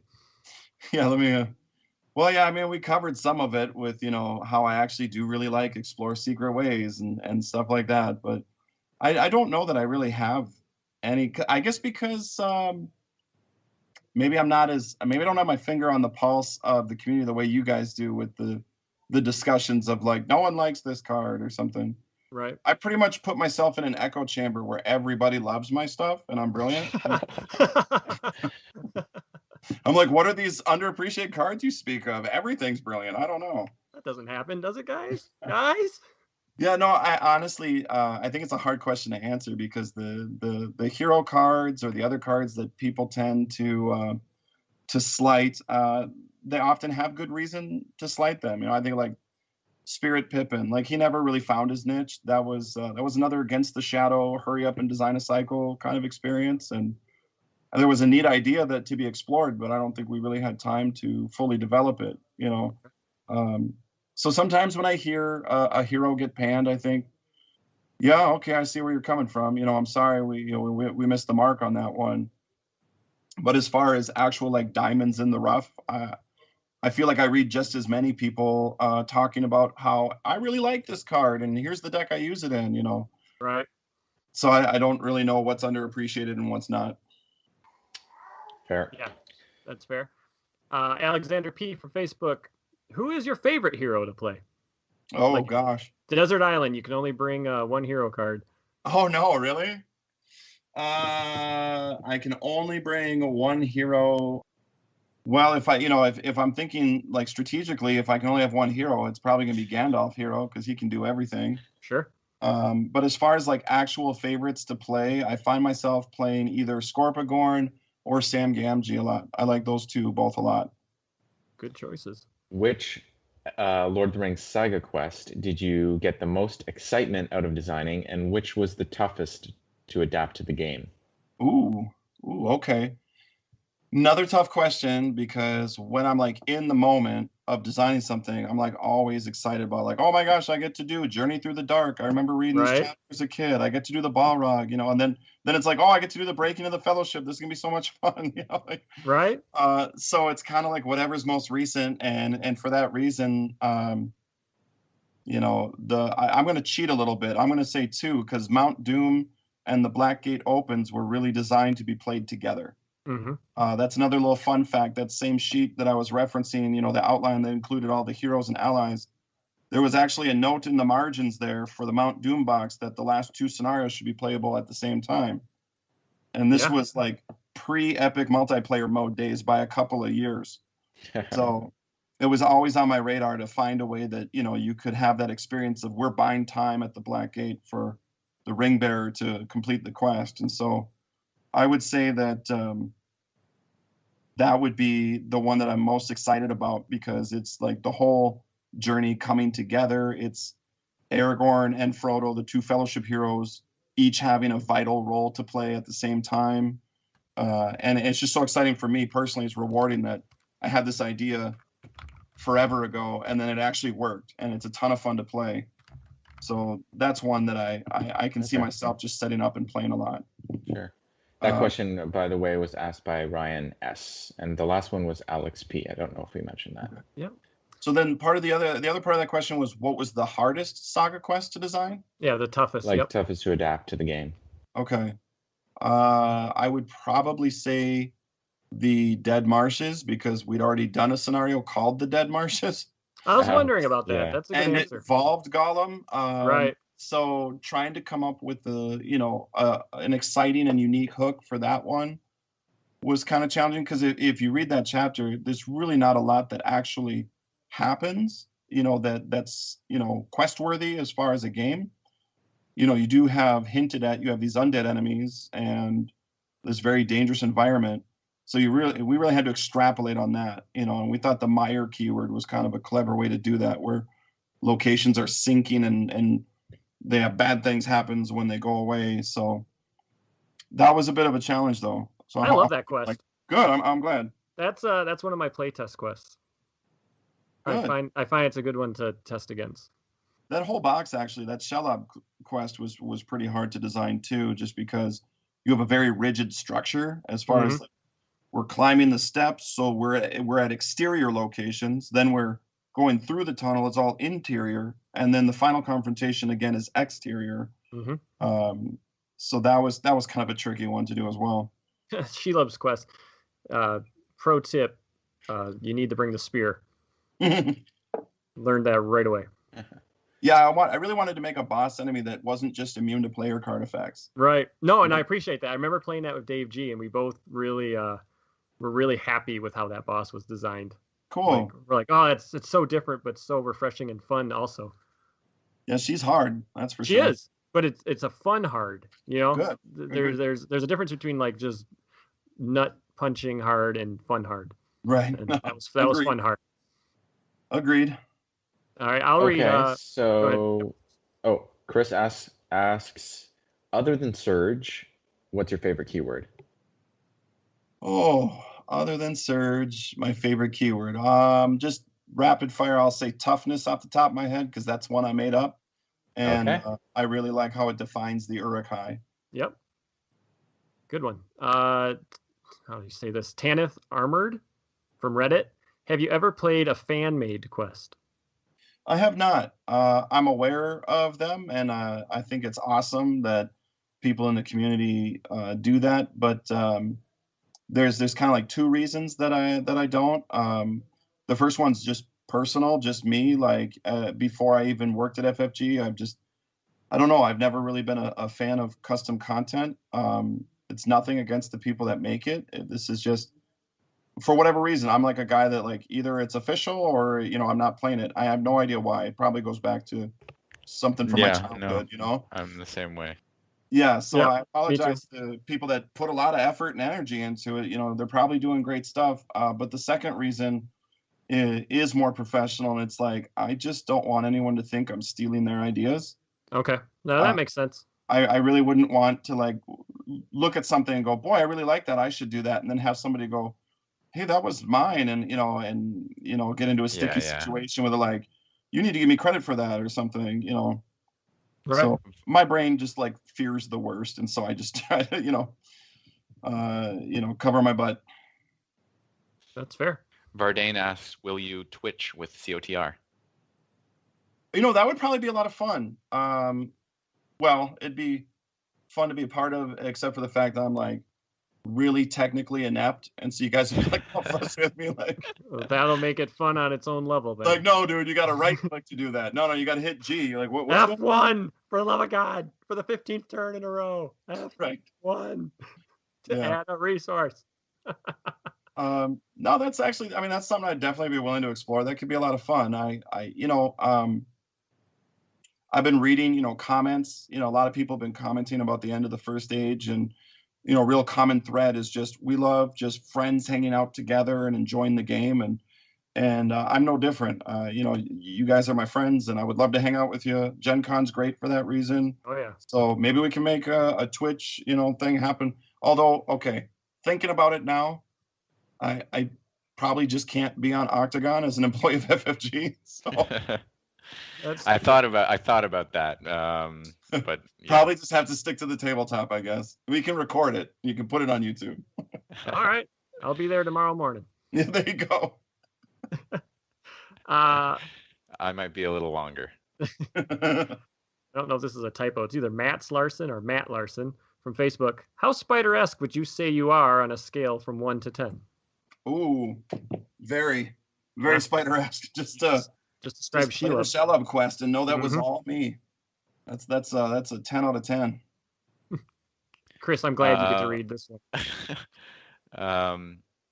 I'm not sure if I'm saying his name right, but Moises Andreas Galvez says, would it be considered to offensive to attach a pipe to Treebeard?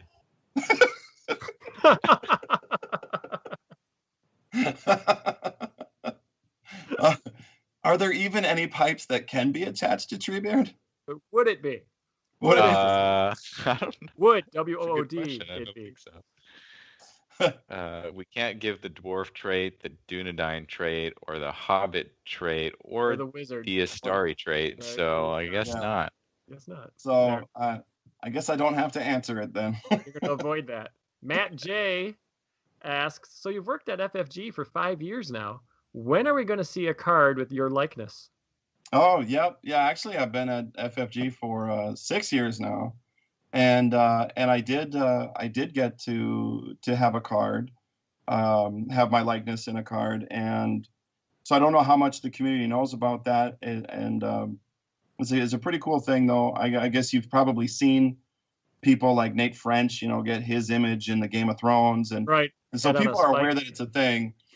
So when you're here 5 years, you get to choose a game that you want to have your likeness, illustrated in. And of course, I chose Lord of the Rings. Just that's kind of like a little fun dream come true. So I really don't want to spoil it though. I think we'll just leave that till it gets announced. Oh, so we don't have it yet. Yeah, it's not in the game, but it's coming. How about that? I'll just leave it at All right. that. Oh wow, I didn't even know about this. That's really cool. Awesome. It That's so is cool. super cool for me. Like I've gotten to see the art. Oh, I actually want to take this opportunity then to give a shout out to like my current favorite artist, because when you get your 5-year piece, you kind of sign like a waiver, that to the art team, like, yeah, I can have my likeness drawn and FFG can do whatever they want with it, and that's kind of it. Like then they they're a super talented department, so they go out and find whoever they feel is the best artist to do it, and to amazing results. But because I have such a good work relationship with the art director for the game, I just said, hey, if it's okay to ask, like, there's an artist that I really like, and I would love for him to do my art. And it's Alexander Karks. I'm not sure if I'm pronouncing that correct. So Oh good. yeah, love his art. He is But he's so brilliant. His work is just amazing, and so I put in a request, and they carried it forward, and I Really? was super flattered with the reply that they got. Was basically like, not only was he like saying yes, but he was really excited that the designer of the game was asking him to do it, and so there was what felt like a little bit of mutual admiration there. So I'm very excited for whenever I get to share this thing with the world. He knocked it out of the park. I mean, awesome. he made my ugly mug look good. Like, he did great. Just so our listeners know, I think he's the one who did the art for Círdan, the Shipwright, and Glorfindel Ally, Imladris Caregiver, Landwin, Daor Wine, Robin Smallborough. I'm just looking at Legolas, Spirit Hero, and many other great pieces. Yeah, if him and Magali had a baby, that would be like a super artist. You know what I mean? Like those two. I don't know if you know this, but Magali is actually, if I remember right, she's married to Alexander Dainch, who also did a lot of great artwork for Lord of the Rings. So I imagine they will have a super talented baby at some point. Well, there you go. Haven't had any personal conversations. He did Rossiel and Sam Gamgee hero. He did all the Hobbit heroes from Black Riders. Mm-hmm. I think those are some of the best representations of hobbits too. Yeah, I love them. Those are great. Yeah, so it was kind of funny because whatever episode of Cardboard of the Rings where Sean kind of took a moment to talk about Alexander's artwork was super rewarding for me, because that was right at the same time, unbeknownst to him, that I had just asked him to do my art piece. And really? Yes. Yeah. Well, what it was is Sean and I were talking about it off the podcast, like in a chat, how great he was, and then we read, I think it was the Dunedain Lookout. I think he did that one. Yep. And I said, Sean, we should talk about this artist because we've been talking about him. But yeah, you're absolutely right. He deserves the recognition. I love his artwork. Yeah, I mean, I don't want to make the other artists feel excluded. Like, we get so many talented artists in the game. For me, it's a personal style preference. Like, I just really love his style, everything about it. So I was thrilled, and what I got, I'm gonna pretty much cherish for the rest of my life. So I'm very excited to share it with you guys when I can. Can't wait. Awesome, can't wait. I guess I'm up next. Pineapple on pizza. Brad F asks, yes or no? This is Bardley. No. Bardley. Mm-hmm. Nope. I'm a regular Supreme style kind of guy. Lime or green apple Skittles? Oh, let's say green apple. Favorite Ninja Turtle? Leonardo. Oh no, I'm sorry. The correct answer is Donatello. Well, it's okay if that's your favorite, Chad. Jesse R from Facebook. If you had to theme murder one of your own cards, what would it be? You kind of already did that with the twins there. Oh, again, it's like you got to narrow down the field, or there's just too many for me to choose from, and I can't. Murder. Did you design Foehammer? Yeah, I did. Right. Oh no. He murdered that thing. So Foehammer, that's the zero cost event. After a character with a weapon, a hero with a weapon, defeats an enemy, exhausts the weapon to draw 3 cards. The idea behind this is, well, first of all, just from a design standpoint, you have the 2 famous Elvish blades, Orcrist and Glamdring, and that's Elvish for Foehammer, and Goblin Cleaver. Right. And so here, for whatever reason, that always just stood out to me, that here's these swords. Not only do these swords have names, but they mean these other things, Right. So I wanted to find a way to work that in. So you swing in with the sword, and then, you get this benefit, and it's like, that's your reputation. That's like you're earning that reputation, or that, that meaning. Like, sure. This is why this sword is, I forget which one is which, the Glamdring and I think Glamdring is the Foehammer. Right, so that's Gandalf's sword. Yeah, you're like, this is why it's called Glamdring, because I just murdered this dude, so from now on it's Foehammer. So it's like really powerful, right? Yeah. And No, and you get no, to no, have no, this no, really no, powerful no, no, effect no, of no, drawing no, cards, no, right? no. You guys want to say hi to Matt Newman real quick? Of course. Yeah. Get over here. This is Chad and Chris on Cardboard of the Rings. Did you know we were going to have a triple developer interview on this? This Hey, In your face, Brandon. Are you No. recording right now? Yeah. Oh, Oh, okay. man. Hopefully the cards I was talking about weren't audible just then. No, we couldn't hear a thing you said.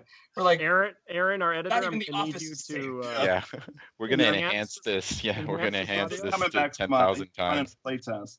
So that's why he's here so late. It's like everyone's here. Nate was here late, so Nate was Really? on early. Mercedes got on Wow. for a while. it's a special guest episode. It's like everybody's on.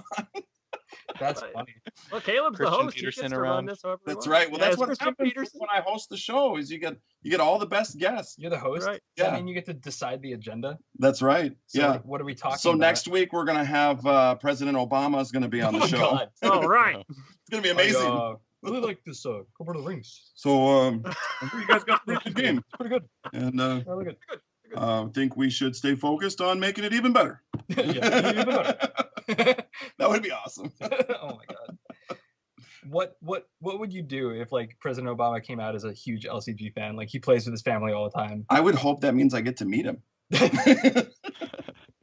Oh, Probably someone on Discord we don't even realize it's him. You know? Yeah, sure. Yeah, he's Glaurung. wow.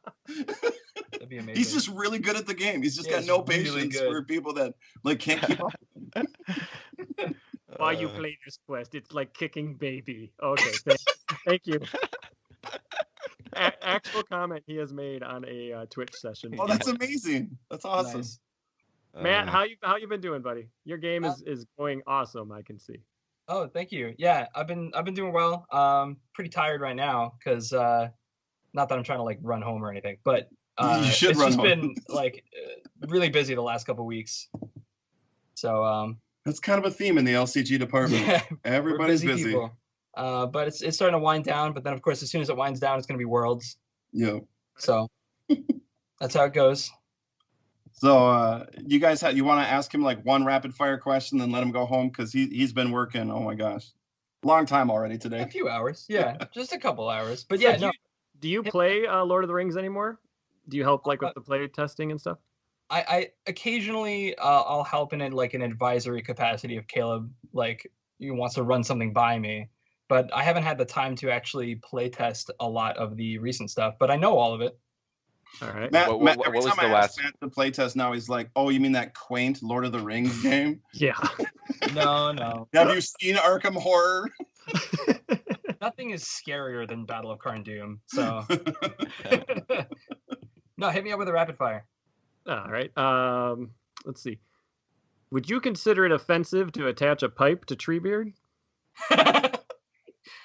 No, and I say that because I think it's far worse that Treebeard is running around on ships, on the deck of ships built from wood, his ancestors, and he's like, I'm okay with this. or when you give him a flaming brand, Flaming yeah. brand, I think, is the Yeah, worst. yeah. he just Although lights himself on you're fire. the one who pointed out to me that in the text there's precedent for the Ents liking fire. Oh yeah, Because yeah, they that's like right. bend over the campfire. There and was it's, that weird it seems moment. as though they like the fire. That really obscure moment, Two and I was Towers. like, "Are Yeah, you kidding me?" All right, sure. it's like deep inside of every human, there's a little tinge of cannibal. You know, it's like Oh God. All right, everyone. That's it for the show tonight. We'll end on that. All right, cool. I'm gonna head out, guys. Bye, man. All right, take care, Matt. Hijack your show for a couple minutes. Oh, that's awesome. Thanks for No. stopping by. Yeah. I wasn't intending to. It just kind of happened. that's kind of the way it's been for everybody who's coming I out thought of you the were on room. a business Yeah. call. No. Oh, that's funny. All right, thanks, guys. Yep. Bye. Thank you. Weren't expecting this many developers on our first episode, that's for sure. We're I not guess this is what complaining. happens when I record at work. Yeah, you should have expected that. Not complaining. At least there's no vacuum in the background. That's right. There's That's no right. Nate had the vacuum, didn't he? There's no. Let's see, Chris. I think you're up. Okay, what quests? So the Jim H asks, which quests do you like to use, to test new player cards? Oh gosh, I don't think I do this the same way that most players do, because I tend to test the new player cards against the new scenarios that I'm developing with them. Okay. So I tend to focus on developing the scenarios first, and I have a couple of standby decks, kind of like just all around good. Like I have my Sylvan deck that I love to play, and so I will run those decks against the scenarios until I feel like the scenarios are good. And then I'll start building, new player decks with the new cards, and then running those against the new scenarios as kind of way of saying like, will the new cards be fun to play in the context of the new set? So kind of hailing back to the conversation we had earlier, where they don't always line up perfectly within the pack they're released, but overall, at the end of the cycle, you should feel like, yeah, the cards that we got in this cycle were fun to play, in the quests in the cycle. Right. Right. You mentioned that you have a Sylvan deck, and I'm curious about this because I'm curious what your hero lineup is, because I'm always switching around my hero lineup for my Sylvan decks, and I can't really decide what I like in there. There's just so many options. So I have the opposite problem. I have not changed my hero lineup since I developed the Sylvan trait with the Ringmaker cycle. That's because Really? 3 in your deck, and I take different 3. That's true. Yeah, Matt was just reminding me, like, we played a lot of Sylvan kind of, co-op together. So I run Galadriel, Celeborn, and Haldir, and he tends to run more of the tactics Sylvans. So those decks complemented each other really well. But I find Galadriel, Celeborn, Haldir just gives you, access to most of the best Sylvan stuff, like the Tree People, the Faint Voices. And when you get Nenya and Galadriel, helps with the resource smoothing. Lorien helps with that too. Well, it's beautiful because your Sylvans bounce in for questing. They don't exhaust, and they're boosted by Celeborn. Yeah. And then they also help in attack because they're still ready. Yep. Yeah, I like Haldir's kind of your, you put Wingfoot on him, and then he can quest and ready up if an enemy's revealed. And Celeborn's usually questing without exhausting because of Light of Valinor, and your allies don't exhaust when they come in. So I think what I like about it is that it has really explosive turns where, like, oh my gosh, this turn's gonna be amazing, followed by a turn of, well, this turn's okay. And well, it's because you played all your cards the previous turn. Right. Yeah. I guess what I like is it always keeps me engaged, and it's got answers to most everything that an encounter deck can throw at me. Mm-hmm. Sylvan's super fun. No, I'm glad. Mechanic. Yeah, I'm glad you said that. That exact same hero lineup is one I've played with many times, and I always play it as two-handed with tactics on the other side of the table, like you just said. And it is that is why Sylvans are my favorite archetype, because those games are always fun. Always fun. Cool. Yeah, I think I'd lean more towards that lineup as well, especially if like you have another player who could play the weapons on Haldir. Yep. If you're playing solo, the whole Haldir ability it falls a little bit flat if you can't really power him up too much. Right. No, when I play solo, he's not really there to snipe stuff, before it attacks, but he definitely helps the counterattack. Whereas playing co-op, it's the same way. I'm begging for the tactics player, like, give me that Dagger of Westernies, give me something. Yeah. Right. Watch me kill these enemies before they even attack you. Yeah. You know what's better than feint? Killing the enemy. Give me that thing. Right. That's awesome. Chris and I have a spreadsheet here, and Chris, I think the next 2 questions he's basically already answered. Yeah. You agree? Okay. So Joseph. I'm really interested in this last question though. Me too. Joseph F. from Facebook, who runs the Facebook LCG player group. Are you surprised by decks players create, or do we generally build in a way you anticipated we would? Has there been any specific decks or hero combos that really caught you off guard? Well, I would say the ones that really catch me off guard are when somebody discovers like an infinite loop or something just silly like that I clearly did not intend. We called you silly, Chris. Sure. You're silly. I call him much worse. No, I'm sure. No, that was funny. I don't know if Chris, if I'm trying to remember who asked me, if it was like in an interview or email or what. Somebody was asking like how many of your errata have been because of a deck that Chris built or something? Like, how much do you hate Chris? And I'm like, there's no bad blood whatsoever.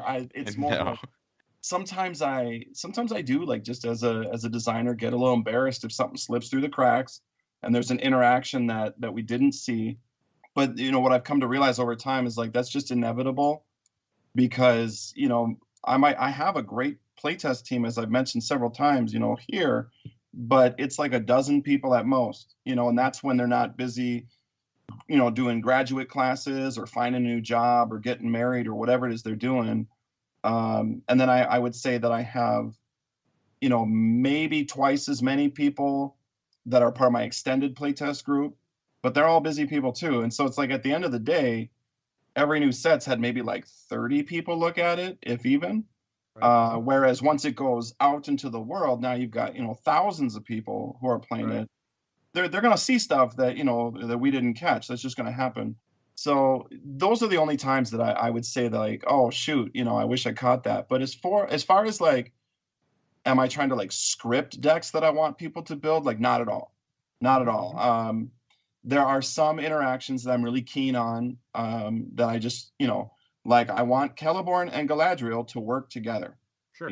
I don't necessarily want to be tied to each other, that you can't play one without the other, but they should work together. And so, of course, I'm happy when someone goes, oh, that's so cool. They come and get a boost. They don't exhaust, and yay. And we see that coming, definitely. But then there's all kinds of other cards that we make. We're like, well, this seems like a neat idea that's thematically appropriate. Let's just throw it out there into the world and see what people do with it.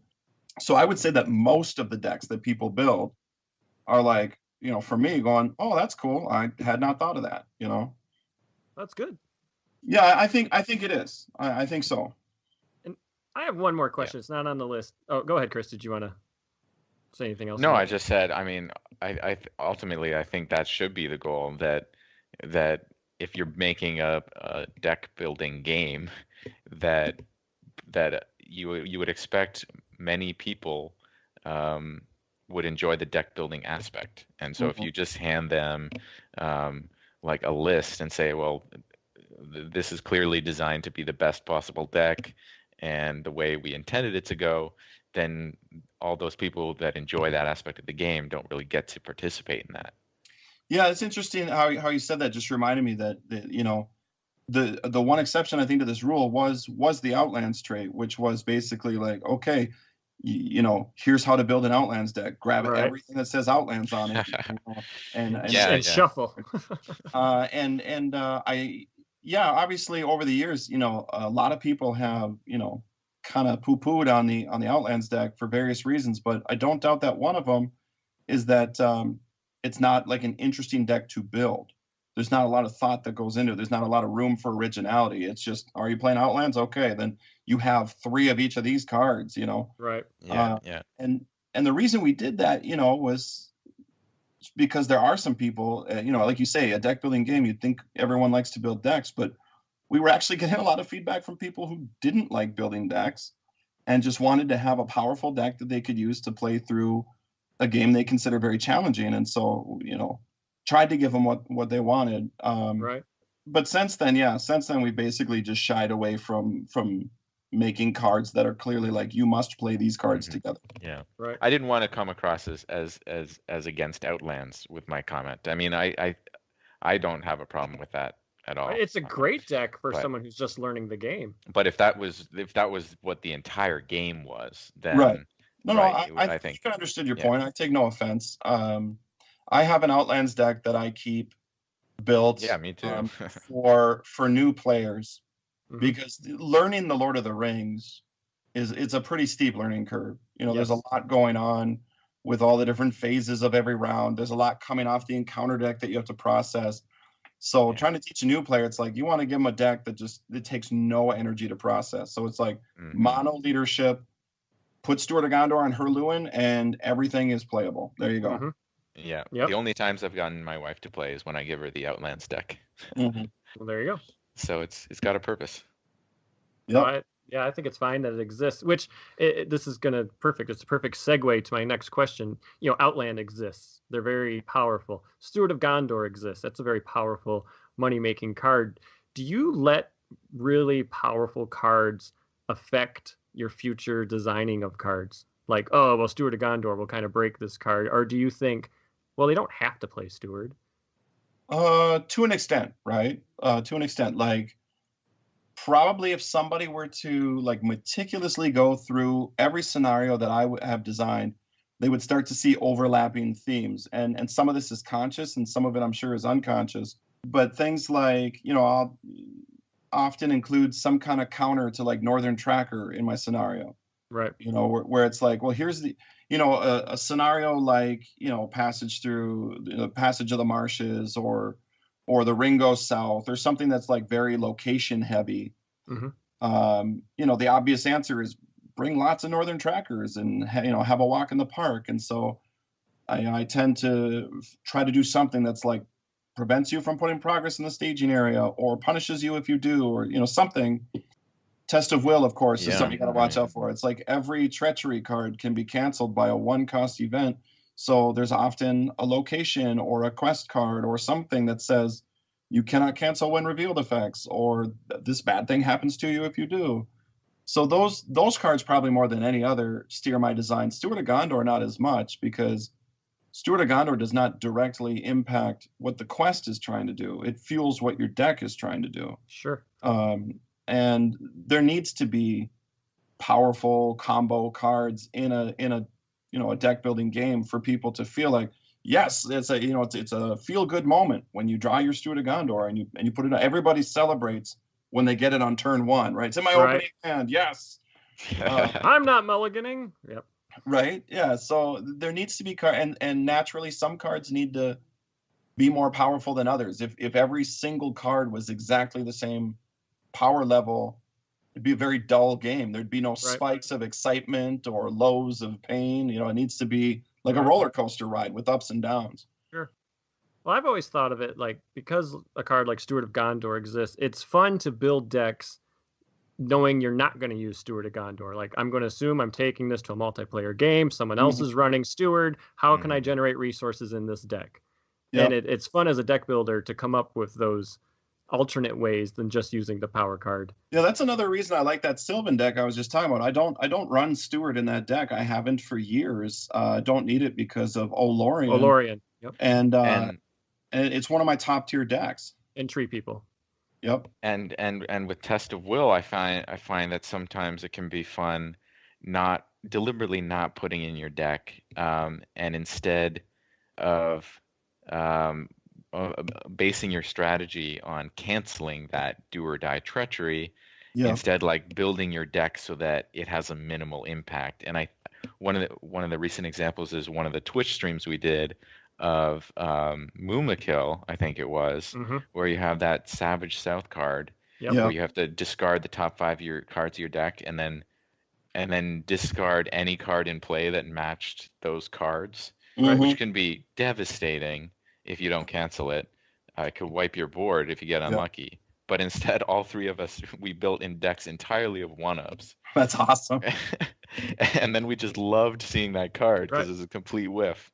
Well, Sean, so sometimes just like going, knowing that you've built the deck, the quest with Test of Will in mind, and then not using Test of Will and doing it some other way can be fun.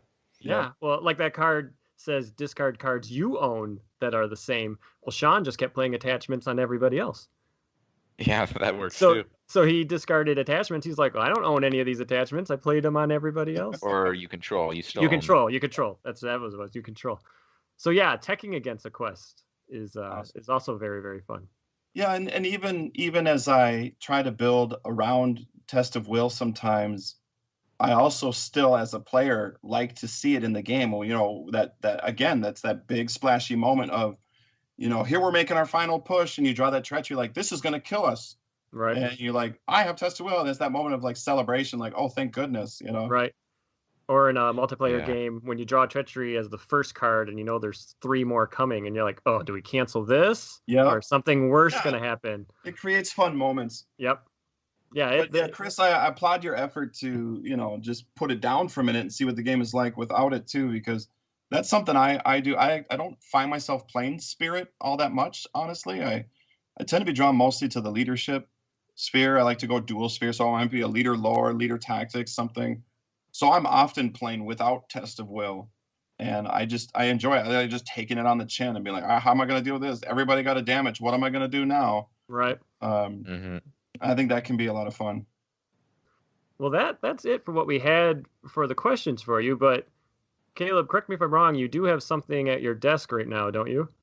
I do. Yeah. This was kind of fun. Yeah, like I mentioned my buddy Ryan earlier. He came by on Monday. It was this very cryptic text message. He's like, if I come by at 2:30 for 5 minutes, can you meet me? I'm like, this is very specific. So I got he came over to the game center and I walked over and he's got this, it's clearly some kind of framed picture inside of wrapping paper. Yes. So him and I, we worked together on this. This is a thank you present for coming on the show. I hope it's something like a plaque that says like the greatest host of Cardboard of the Rings ever. It is the greatest I'll gift. take a picture with it, send it to Brandon and be like, see, buddy? Well, you're not far off because it is similar to the greatest gift ever given to anyone ever in the history of Middle Earth. Oh my goodness. All right. So should I open it up? Yes, please open Well, it. then we've hyped it up. I'll try to be as noisy as I can so people listening can feel like they're And right descriptive as you can. And descriptive. Yes. I'm not going for the folds. I'm just tearing it open like Gollum and his fish, you know? There it is. So, I see in the background of the picture is like a faded J.R.R. Tolkien, his classic signature. Yep, the watermark there. Yep. And then I see looks like some golden hair has been tied with a tassel, and it says "treasure it." Yeah, that's right. You know, Galadriel just gave Gimli 3 golden hairs, but she gave you an entire lock of her hair. You could braid that. That's an entire chunk. Well, I'm glad I figured out what it was, so I didn't have to like embarrass myself and say I have no idea what this piece of Middle Earth lore is, because as I first opened it up, I had no idea what you guys gave me here. So I opened it up, and the way it's tied, it almost looks like a mustache. And so I was like, Chad, did you cut your blonde mustache and send it to me? Like, what? I sure did. It took me a second to be like, oh wait, no, that's a lock of hair, that's blonde. Okay, treasure it. I got it. Yep. No, that's very nice, guys. You're welcome. If you don't have room on your desk, just move aside any diplomas or pictures of your family. That's way more important. We did try to give you just 3 strands, and Ryan was getting so frustrated. Chad, it doesn't work. No matter what I do, you can't see these damn 3 strands of hair. I'm gluing them. About that, to be honest, I always wondered about that too. Right. Like I've been playing a lot of Legos with my little boy recently, and you know how it is when like Legos for whatever reason just attract hair. They get stuck in all the joints, and like I'm like, when was my wife playing Legos with my little boy so much that like I keep finding her hairs everywhere. Yep. And like they're invisible, you know? Yeah. So I have no idea what Gimli did with 3 hairs and how he even knew, like, put them in his pocket and then what? Like, I know. How did he hold on to them and to encase them in the crystal later? I don't know. Yeah. So thank you, Ryan. He went all out. I was just going to take 3 hairs and duct tape them to an index card. This is what he came up with. So thank you, Ryan. Oh, he did a really great job. It's very nice. Really appreciate it. Oh, man. And I appreciate you coming on the show, man. This was great. Yeah. Thank you. It was a lot of fun. You mean we should be thanking Caleb for him inviting us on his podcast, right? Oh, right. That's right. The Caleb of the Rings. Caleb. And we'll look forward to you hosting the next episode as well, of course. Definitely. Oh, man. I've been ribbing, Brandon and the guys pretty hard tonight. I want to make it real clear though. It's all in fun. I really appreciate all the work they did as well too. I don't know if I really got a chance to get on the forums or whatnot as people were congratulating them on their achievement. But I want to share this little tidbit, Chad. It involves you. If you remember, you emailed me after they had made the decision that they were going to step down, and it was sort of a toss-up at that point if it was going to continue. Right. And Right. Yeah. and you didn't ask me to do this, but after I got your email, I decided to write a message to Brandon and Brian and Sean, and I CC'd you as well. Yep. And it was all basically just to say that I first of all appreciate all the hard work that they did. It's been a huge resource for me just to get candid playtest or player feedback. Even the bike spokes. It's fun to hear people's initial reaction to go, okay, maybe I need to spice things up a little bit. So first of all, just as a source of feedback, but more significantly as a central hub for the community to really grow around. And so that's what I wrote, was basically that if they were stepping down, I certainly understand, being busy people, but that I genuinely felt like the podcast and the community around it had really grown beyond any one or even three people, that it was something much bigger now that they should be very proud of that they started. So it really was cool to see everybody else when they did announce the end and you recorded your last show, to see everybody else basically get on there and say almost the same stuff that I said in my email. And I hope I came across that way in the message, because I was very sincere. I just felt like, Oh, you did. Yep. if you were to shut it down, it would have been a huge mistake. It would have been a huge loss to the community. So yeah, I'm really excited to be taking it over, taking it to new heights, and just building upgrading on the great foundation that they built. Yeah. Well, we've seen so much support come out as well for people who want to help continue what they started. Yeah, why don't we talk about that right now? Let's move on to the final segment, which is kind of what's going to happen in the future and Patreon. Yeah. Speechless. I am incapable of saying the correct words that I want to say. Like, speech fails me. We set up this new Patreon account. We've already met all 3 goals. That's awesome. We've already met them. We haven't even released an episode yet. Chris and I would just have these texts back and forth. We're just like, I can't. Words fail me. I cannot thank you enough. Thank you is not a good enough. Or maybe a doctor can help me, Chris. I don't know. I cannot. We were. No, I mean, we were initially somewhat bummed out that we wouldn't be able to continue the Patreon support that had come from the past, and having to start fresh. But I mean, the initial reaction has been more than we expected, and I mean, we're really happy that people want to continue to support the community. Of course, all the money goes back to the community, so we are just really thankful for that, and excited for what we can do with it. Yeah, really excited. One of the things we said we're going to do is randomly thank a couple of Patreons every episode. So Will D and Windrunner, thank you very much. I think you were the first 2 to sign up, so thank you for being patrons. And if you haven't gone out and checked it out, it's the new Patreon is www.patreon.com/cardboard of the rings, all one word. And what we did is we decided to create some reward tiers, and that seems to have been a really good decision on our part, because one of the reward tiers, you can guarantee yourself the Gen Con swag. And I think that's great for people who can't make it to Gen Con, but they've always wanted to get the swag. Mm-hmm. Now there's a way to get it. So, yeah.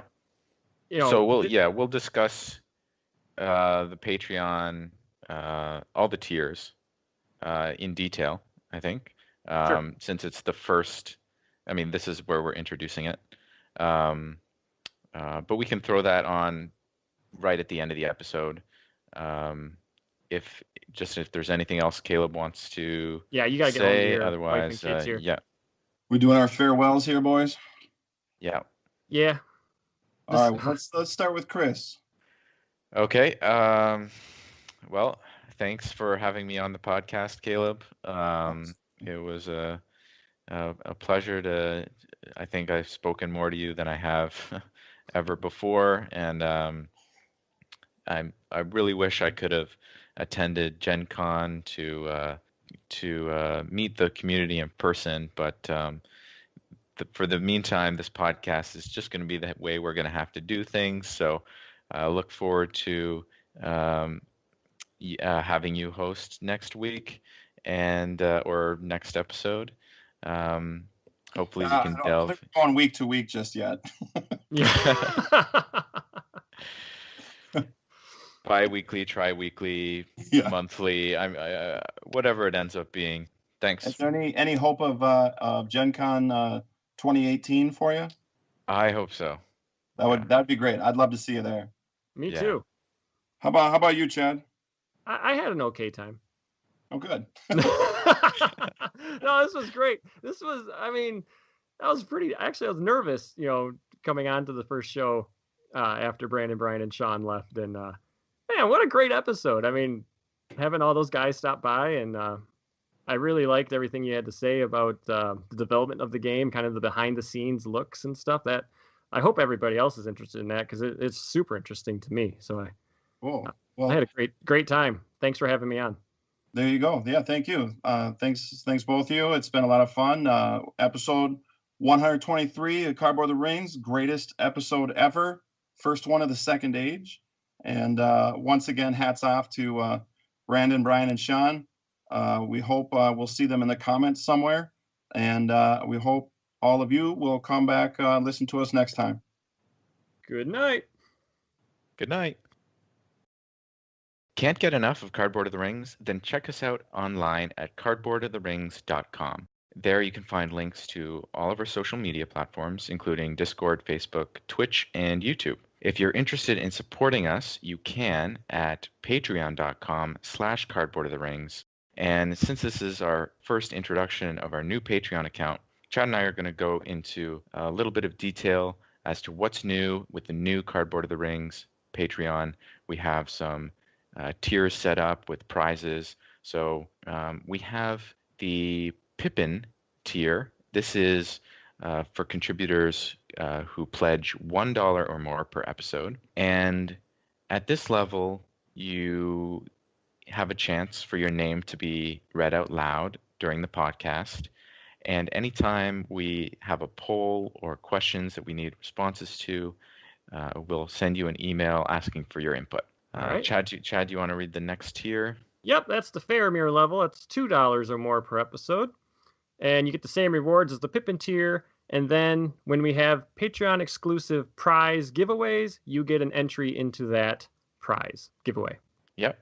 And the next tier is the Denethor tier at $5 or more per episode. At this level, there's several new rewards. So you get the same rewards as the Pippin and Faramir tiers, but you also will get put in a second time. So you'll get 2 entries for twice the chance at winning each Patreon exclusive giveaway. But you also get to record an intro to the episode. So in today's episode, you heard Caleb read some flavor text. You would get to do that and introduce a future episode of Cardboard of the Rings. And then finally, you'd also get to access the Gen Con listener event swag, even if you can't make it to Gen Con. So last year was the amazing playmat with art done by listener Stokes Book. And we plan to have another piece of epic swag at this year's Gen Con. However, you must be a Patreon at this level or higher for 6 months prior to Gen Con, and shipping charges may apply. The final tier is the Boromir tier. You can get the same rewards as the Pippin, Faramir, and Denethor tiers, a third entry into the Patreon exclusive prize giveaway, and every 2 months you're going to get a choice. You can either have Chris build you a deck with the card pool, heroes, or function that you request. You can choose a deck or set of decks meant to work together. It can be your own or somebody else's, and we will spotlight it during an episode. Or you can provide us with a topic of discussion for an episode. And that's it for the tiers. Please check us out at patreon.com/cardboardoftherings. Any amount helps, and it all goes back to the show and the community to make it even better than it already is. Thanks for listening.